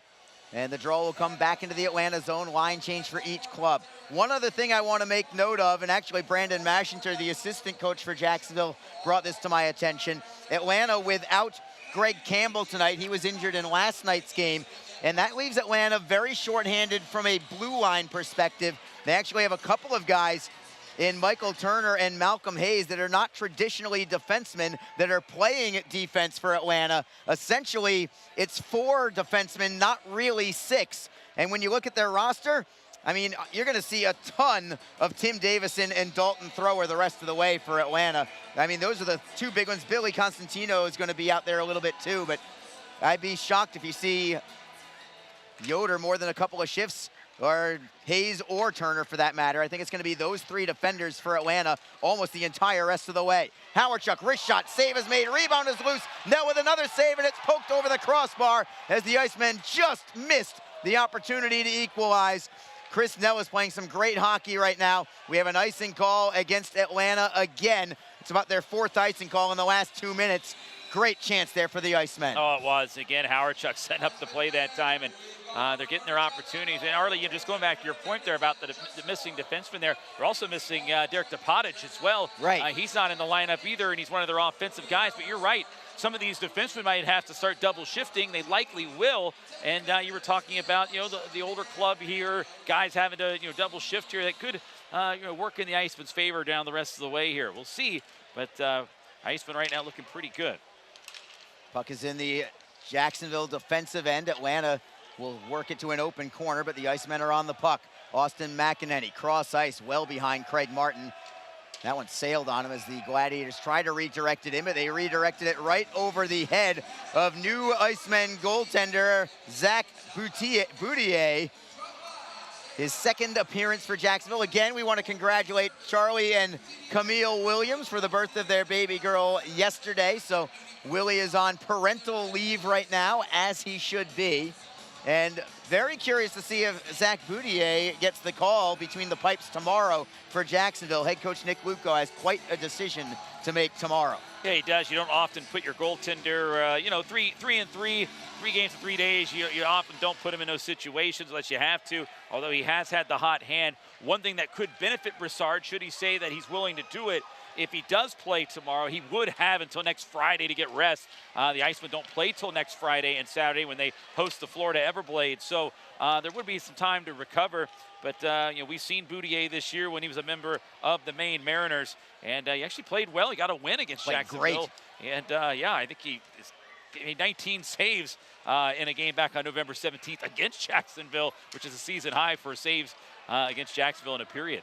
Icemen keep the puck in the offensive zone. They'll slam it behind the net. Hayes backhands it ahead. Atlanta has a 3-man rush. Sheen over the blue line for Gertler. Left side, it's Nesbitt. His shot is deflected out of play. Clock stops with 14:31 to go in the third period. And the Icemen continue to pressure, looking for the equalizer. They've got only 5 shots on goal listed. It feels like more than that. Atlanta does not have a shot on goal yet in the opening 5 minutes of this period. And it's a great sign here for Jacksonville. It shows that they're dominating the possession and the play here. And Atlanta hasn't gotten anything going here now. They might get an opportunity right now as they have an offensive zone draw, but a lot of the play's been on this end of the ice. Jacksonville Icemen have really forced Atlanta on those 4 icings a minute ago, and that's just because of pressure. So They just got to keep it going here, and they're hoping that one of these will knock on in. Icemen now with 33 shots to Atlanta's 25. Atlanta wins the faceoff. Thrower with a wrister and a screen. It deflects wide. Gladiators pick it off the end boards. Wah for Sylvester behind the Jacksonville net. Sylvester has been a problem tonight for Jacksonville, but the Icemen sweep it away. Back into the corner, though. Atlanta got a piece of it. Berzola will try the left side for Panetta. Panetta gives it up. Atlanta's got a 2-on-1. Sylvester, oh, what a play by Berzola. Defensively, the play of the night for Jacksonville. The Icemen get it out to center ice. Atlanta gets it back again from there. Berzola putting a body on Sylvester. That allows the Icemen to play it ahead. Sanchez for Howardchuk. Over the blue line. Offside is going to be the call. Zappulo was waiting for a one-timer the other way. And the crowd, this is why I know that the Icemen are so knowledgeable, because they are well aware that they did not appreciate that offside call. They were right on top of that, but we're going to have to take a break in the action with 13:51 to go in the third period. The Icemen still down by 1. It's 4-3. This is Jacksonville Icemen hockey. Don't forget, this game is being streamed live around the world today. Go to flowhockey.tv to catch all of the Icemen action and archived footage of the event. Flow Hockey is the live streaming home for the Icemen. Get the Flow Sports iOS and Android apps to watch the event live and on the go. Upgrade to a pro subscription, and you can gain access to premium content on all Flow Sports sites. This includes more than 1,000 live events, original documentaries, exclusive training, and technique videos, and much more. Follow Flow Hockey on Twitter, Facebook, Instagram, and YouTube to get the latest news and updates from the Icemen and other upcoming Flow Hockey events. Flowhockey.tv, the new streaming home of the Jacksonville Icemen and the ECHL. Neutral zone face-off. Jacksonville down by 1. Icemen slam it in behind the net of Chris Nell, who's played better as this game has moved along. Made several key stops here in this third period to keep Atlanta on top. Jacksonville continuing to pound at the door. The Icemen have the puck at their own line. McEnany for Nazarian. He'll deflect behind the net. Nell will play it himself to the left for Davison, chipping it up for Cameron Nault. Nault feeds it to center. It'll trickle to the Jacksonville line. The Icemen come away with it. Martin dekes around one man. He'll move it to the right for Austin McEnany. Drop pass for Fortunato. Had to be slowed up on the play. Nazarian cannot even gain the line because of it. The Icemen look for the steal in the neutral zone. They do get it back at their own line. Here's Harris to the left, onside. It is Lodermeyer. Nazarian cuts to the slot. Harris, one-timer, right into the midsection of Nell. What a setup. Lodermeyer to Harris, who can really uncork it, but it went right into the pads of Nell, who went down butterfly to make the save. Yeah, and Harris knew it. As soon as he shot it there and saw the save, he just turned right around, head down, went right to the bench. He's not happy with that shot. That he kind of shot it right into the goaltender, but it was a good look there. They also had Nazarian as an option in the slot. He was in the area. If there was any kind of rebound, Nazarian might have been in a position to try to grab it. Face off to Nell's right. Jacksonville first on it. McCallchuk behind the net. McCallchuk dropping it for Berzola. Berzola now behind the Atlanta net. Turns to his backhand, back to the forehand. Tries the bank shot. Save is made from a sharp angle from Nell. Atlanta clears it away. They've got a 2-on-2. Nesbitt over the blue line. Moves it into the corner. Sheen with a bad angle, and the Icemen are able to skate out because of it. Berzola to center. He'll wrist it in cross corner. Lynch hustles after it. Trailers McCallchuk. Glove saved by Nell, who has now faced 37 shots on the night, and there's still 12.5 minutes to go. The Icemen are potentially on pace for a season high for shots on net. Yeah, they're making a case for it. Most shots taken in a period for Jacksonville this year, 20, which took place not too long ago, back on February 25th in a game against the Florida Everblades. I think that was that game where the Icemen were just on a whole nother level. Yeah. It was some of the best hockey we had seen, but that happened in that third period of that game. The Icemen have actually had 19 shots 3 other times this year, like once against Atlanta, once against the Mariners, and once against the Norfolk Admirals. They actually just gave him another shot, so that's 10 shots this period, 38 for the game. Atlanta wins the draw, they'll clear it out. Berzola circles the back of his net. Great shift by Sylvester. He's much better with his stick handling than you think. Jacksonville immediately into the zone. Howardchuk looks for Sanchez. Far side half boards, it is Howe chipping it into the corner. Sanchez is tied up. I think the puck ended up on the dasher board and was tied up there. The Icemen get a quick whistle from Cameron Fleming and an offensive zone draw here for Jacksonville. 12:09 to go in the third period. The Icemen on several occasions lately have played phenomenal third period hockey only to come away empty.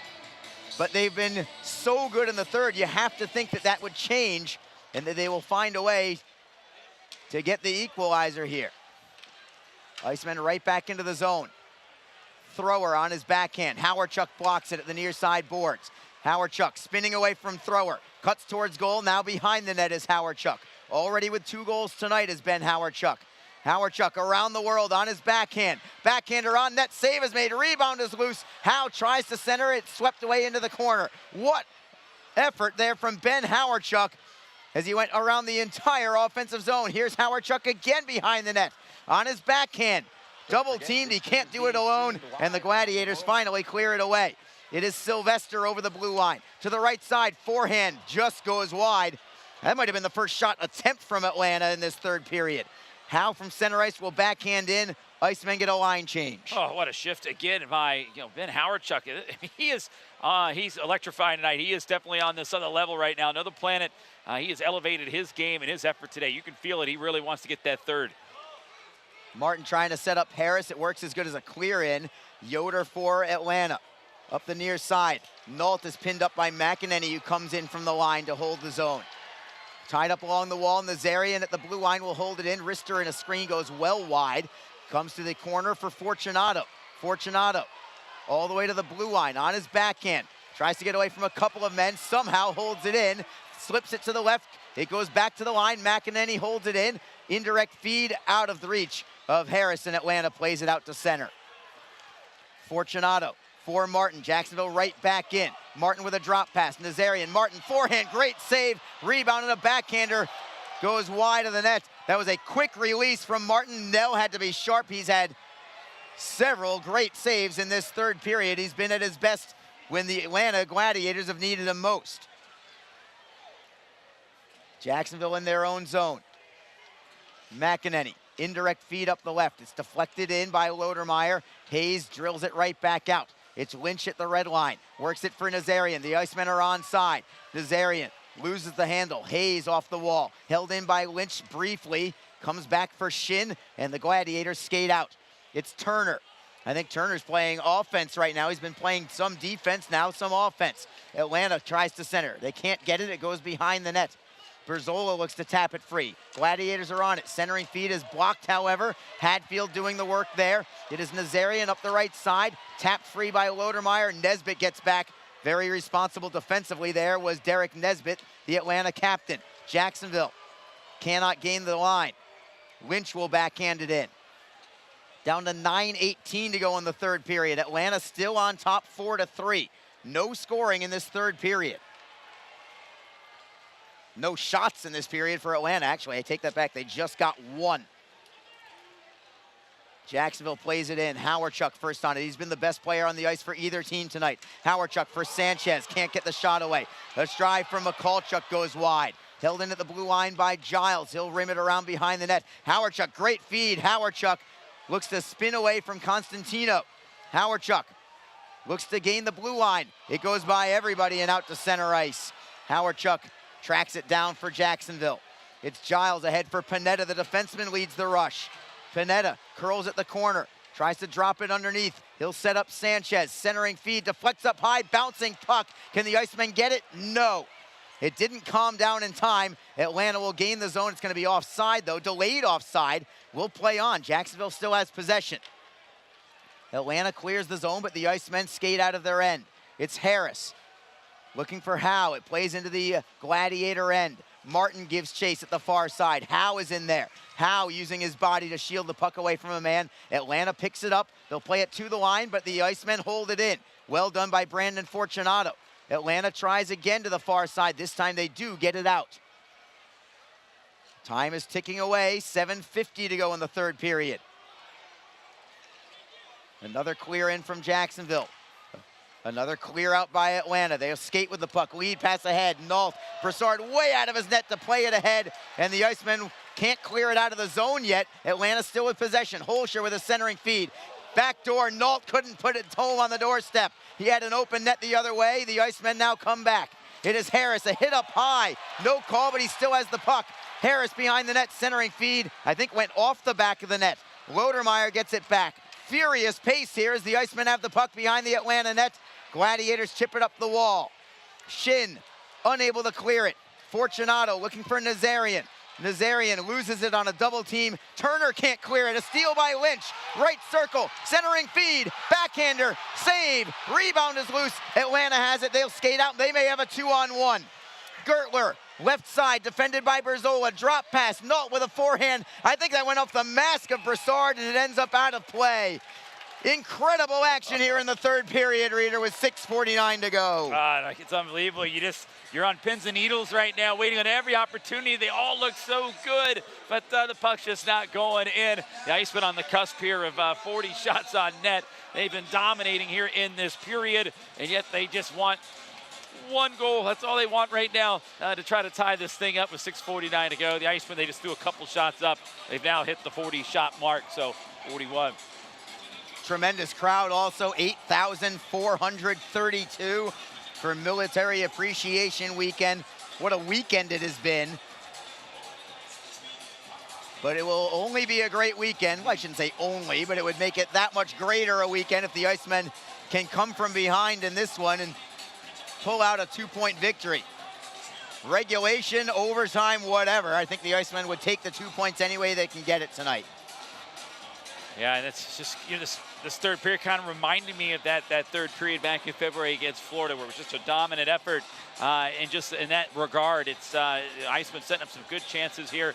I do feel like they've got an extra step. I just feel like they're getting quicker to the puck. They've got a little bit more jolt in their system right now. But again, they just can't get that equalizer to cross the goal line. Shots on goal in the third period, 13-2 in favor of Jacksonville.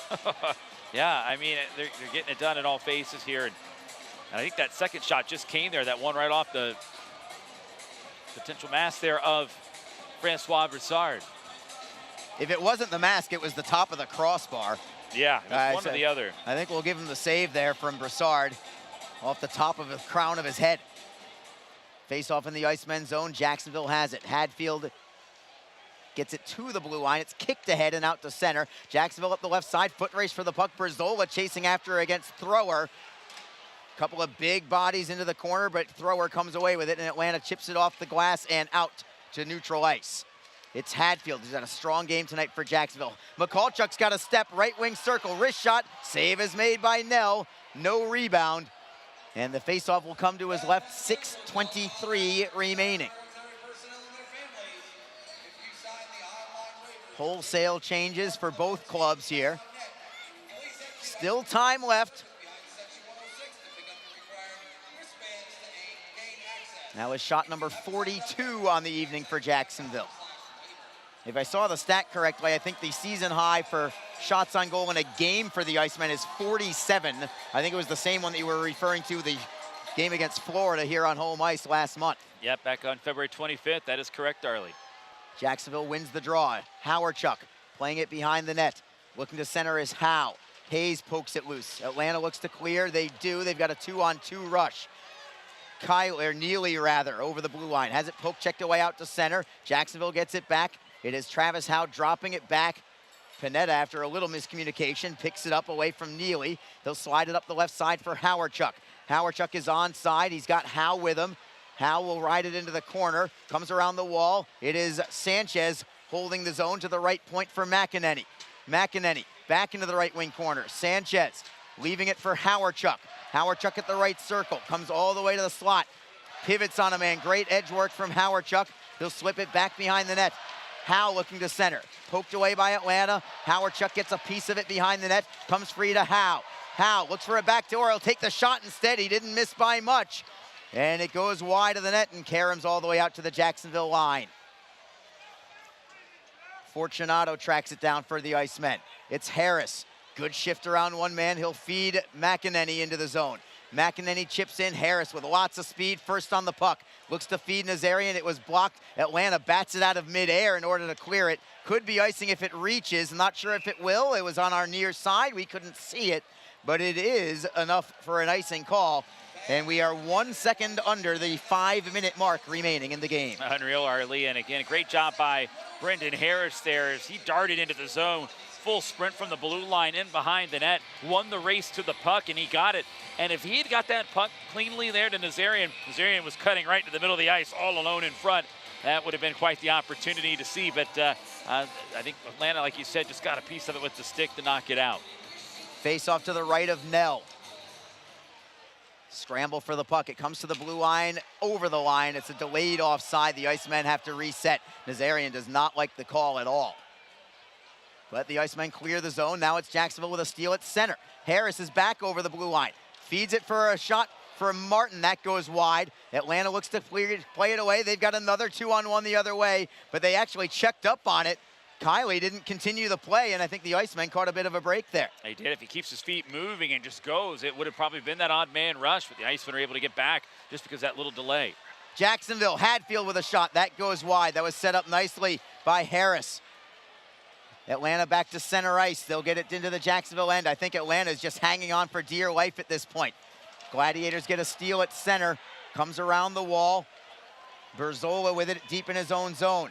Nearly lost it to Gertler, but he does just get it free for Hadfield. Berzola gets it back off the end boards. 4 minutes to go in the game. Long cross-ice pass. It's deflected by Atlanta. No icing. Goes behind the Gladiator net. Hayes around the wall. An easy breakout from the Gladiators. Nesbitt over the blue line. They're onside, but a deflection from Panetta. He'll start the rush the other way, but he overskated the puck, and Atlanta gets it back, and they'll play it in deep. Giles for the Icemen. Right between the hash marks in his end. Feeds to the right for Lynch. Puck goes over by a few men. Trickles all the way to Nell. He'll take the face-off. 3:28 on the clock. We're going to take one final break in the action. 3 minutes, 28 seconds to go. Jacksonville down by 1. Can they tie it up late? Let's find out. This is Jacksonville Icemen hockey.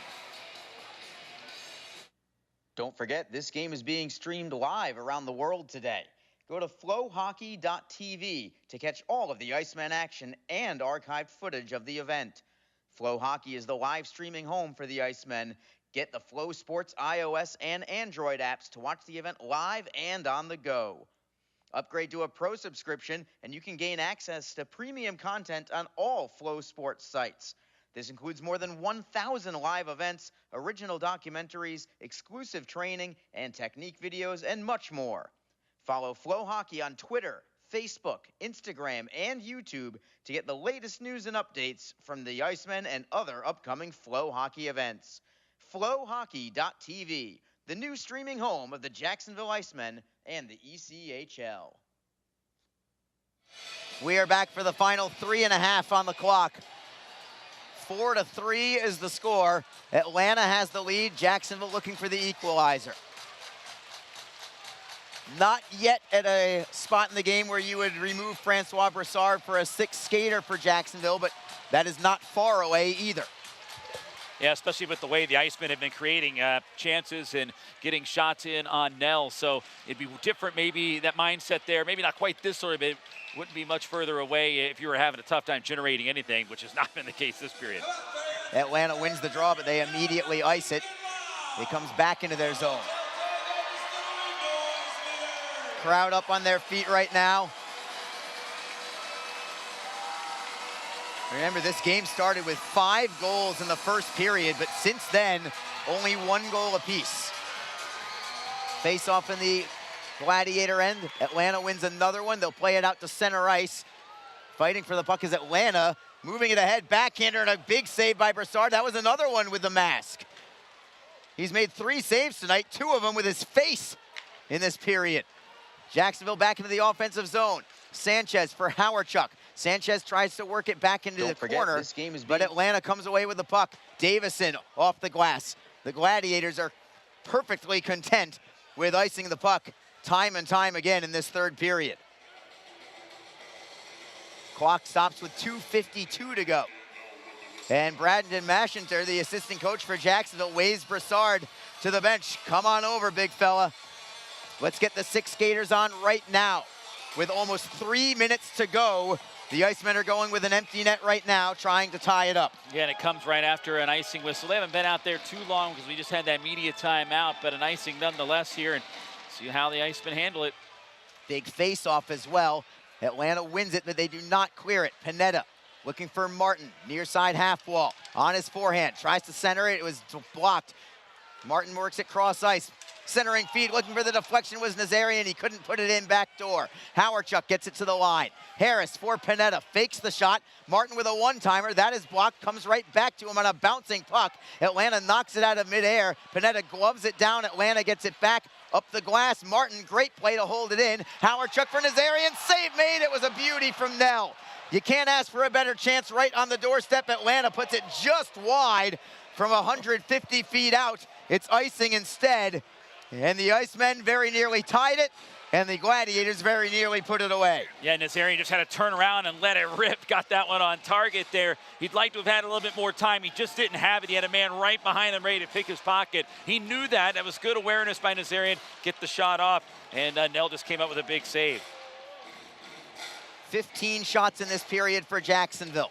Atlanta wins another faceoff. Martin blocks it and holds it in. Craig Martin, high slot, wrister in a screen. Goes over the crossbar. Jacksonville tries to center. They'll knock it behind the net for Nazarian. 6 skaters on for the Icemen. Less than 2 minutes to go in regulation. The Icemen looking to tie it up.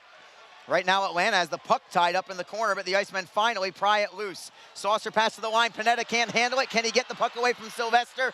Yes. Good body positioning from Pineda, keeping Sylvester away. Here comes Jacksonville back through center. Nazarian over the blue line for Martin. Slips it for Lynch, behind the net. Lynch tries to center, he can't get it. He'll get it back behind the net. He'll feed it to the blue line. Harris is there. Harris to the blue line. Fortunato, one-timer, deflected wide on the play. Nell wouldn't have had a chance if it ended up on net. 1:21 to go in the contest. Jacksonville pressuring the Atlanta cage, trying to tie it late. Howardchuk on his forehand. Seam pass, goes by Harris and out to center ice. Icemen pick it back up at their own blue line. It's Fortunato drifting back into his own zone. Last minute of play. Can Jacksonville tie it in the final minute? Martin deflects in.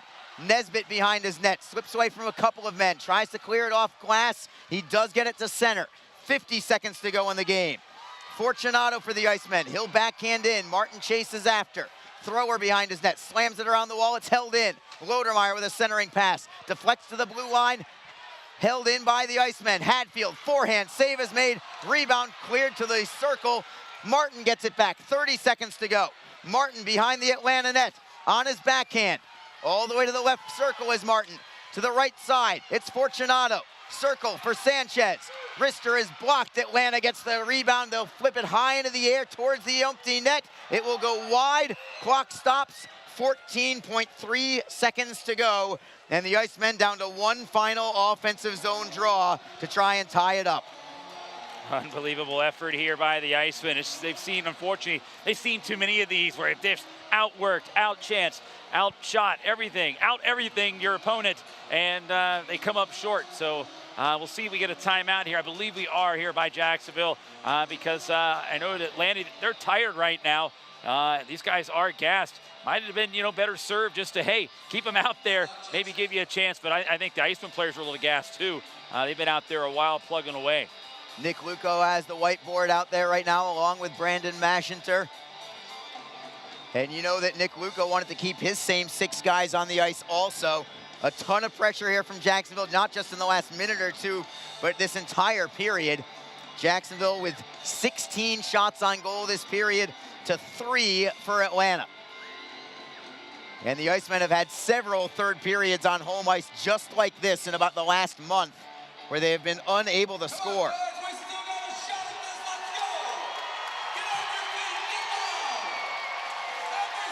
So let's see if the Icemen can do it in the final moments. They're due, Arlie, they're due. Luke Lynch at center. He's got Ben Howardchuk, Aaron Azarian, Craig Martin up front. Brendan Harris is out there with Jacob Pineda. Draws to the left of Chris Nell. Everybody on their feet. Puck is down. Atlanta wins it. They'll play it to the blue line. Now they'll skate with it. Trying to move it ahead is Cameron Nault. 7 seconds to go. The puck goes into the corner, but the Icemen are not going to be able to capitalize. There's not enough time, and Atlanta is going to come away with a 4-3 victory tonight, despite an incredible third period. And really, this was an incredible game. Everything but the result for the Icemen, and unfortunately, we've had to say that a few times over the last probably 3 to 4 weeks or so. I don't know what you say. I mean, that third period's unbelievable. And then, of course, they just did everything to put the puck in the net. And we've said that so many times. You know, the analytics tomorrow, when that report comes in, I'd be interested to see it. It's going to probably determine that the Icemen probably should have come out on top, or at least come away with some points, which has been the case here in recent weeks. They've been doing this again and again, but they just can't get on the right side of it, Arlie. And it's encouraging from the standpoint that, hey, you know, they're not playing poorly. I mean, outshot them 16-3 in that third period. 44 shots in the game usually is enough to get it done. But again, the slow start maybe is where you go back and say, hey, Jacksonville, you know, didn't get off to a better start in this game. Maybe it could have been a different outcome. Atlanta came out early and set the tone early, and I think ultimately that's really going to be the difference in the game. Was really the first 10 minutes, Arlie, which we were concerned about last night when we talked about how Atlanta finished that game on Friday. And that ultimately proved to be at least part of the difference. Atlanta also had a 5-on-3 power play goal, 3:01 into the second period. That was their last goal of the game. It made it 4-2 at the time, and that was enough, despite a pair of goals from Ben Howardchuk, who I think was the best player on the ice for either team. He had a pair of goals for Jacksonville. The other one belonged to Brendan Harris, but not enough tonight, as Jacksonville, despite, we think, heavily outplaying Atlanta this evening, end up falling by a count of 4-3. And, you know, from a coaching standpoint, if you want to go into the head of Nick Luco and Brandon Mashinter, it's equal parts happy for the way you're playing and equal parts frustration, because I'd say out of about the last dozen games or so, the Icemen have outplayed their opposition. Big picture in a 60-minute game, probably 10 or 11 of those games, but I don't know if they've won more than half of them in those last 10 or 12 games. I would agree with you. I think that's not what they would like to have, you know, going against them there in that situation. I think you're completely right on that, though, Early. And it's been tough. It's frustrating. Had a good crowd here tonight. It was an entertaining game. There's no doubt about that. I think everyone was you know, very entertained. But, again, Jacksonville, they did everything they could do there in that third period. And, you know, again, the result, it's just got to be so frustrating for those guys. But, you know, it's different, you know, it's just, you look at the other side of it, they could have been completely outworked, outmatched here tonight, and it was just one of those games where no one got into it. Everybody was into it, the players were into it. Ben Howardchuk was definitely into it tonight. He was the #2 star of this game, even in the loss. He was very good. It's unfortunate he couldn't get that third goal, which maybe would have tied it here in this one. So Jacksonville ends up falling by a score of 4-3 tonight.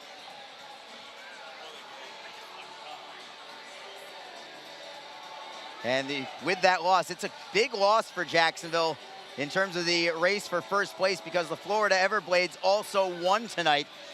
They won 3-2 over the Orlando Solar Bears. So Jacksonville goes back to 6 points behind Atlanta, still 2 games in hand.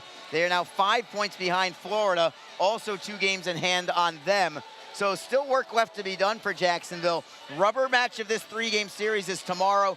That one maybe is the most critical of all. If Jacksonville can gain ground on Atlanta in this 3-game series, big picture for the weekend, that would really tell a lot, and it would certainly put the Icemen still in position to come away on top in the South Division. Yeah, exactly. I think tomorrow's a very key game here. Again, you know, we were looking at last week, we were looking at the 4 games at Florida, 3 against Atlanta, how crucial it was.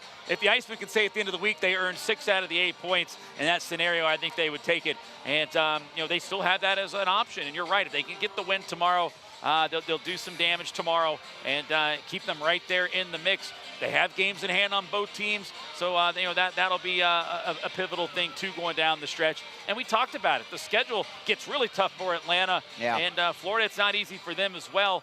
They'll take on the Icemen next weekend. But Jacksonville, when you look at their schedule, they've got 5 games to go at Norfolk next week. That's a favorable matchup, coming up at the end of the month and first week of April. Not saying they're going to go in and roll it and win it. They got to play the games. Norfolk won and defeated the Icemen last time, but it's a matchup that Jacksonville should have the favor going in. So long way to go, but it'll start tomorrow if the Icemen can get 2 points. But they did not get any points tonight despite their efforts. 44 shots on goal, not enough tonight for the Icemen. Atlanta comes away with a 4-3 victory. Give them credit for being able to survive. Give Chris Nell a ton of credit. He was fantastic in the third period, saving all 16 shots that came his way. So that will do it for this one. Unfortunately, the Icemen unable to capitalize despite a strong effort tonight. We want to thank Gemstone Media for their efforts with the production crew.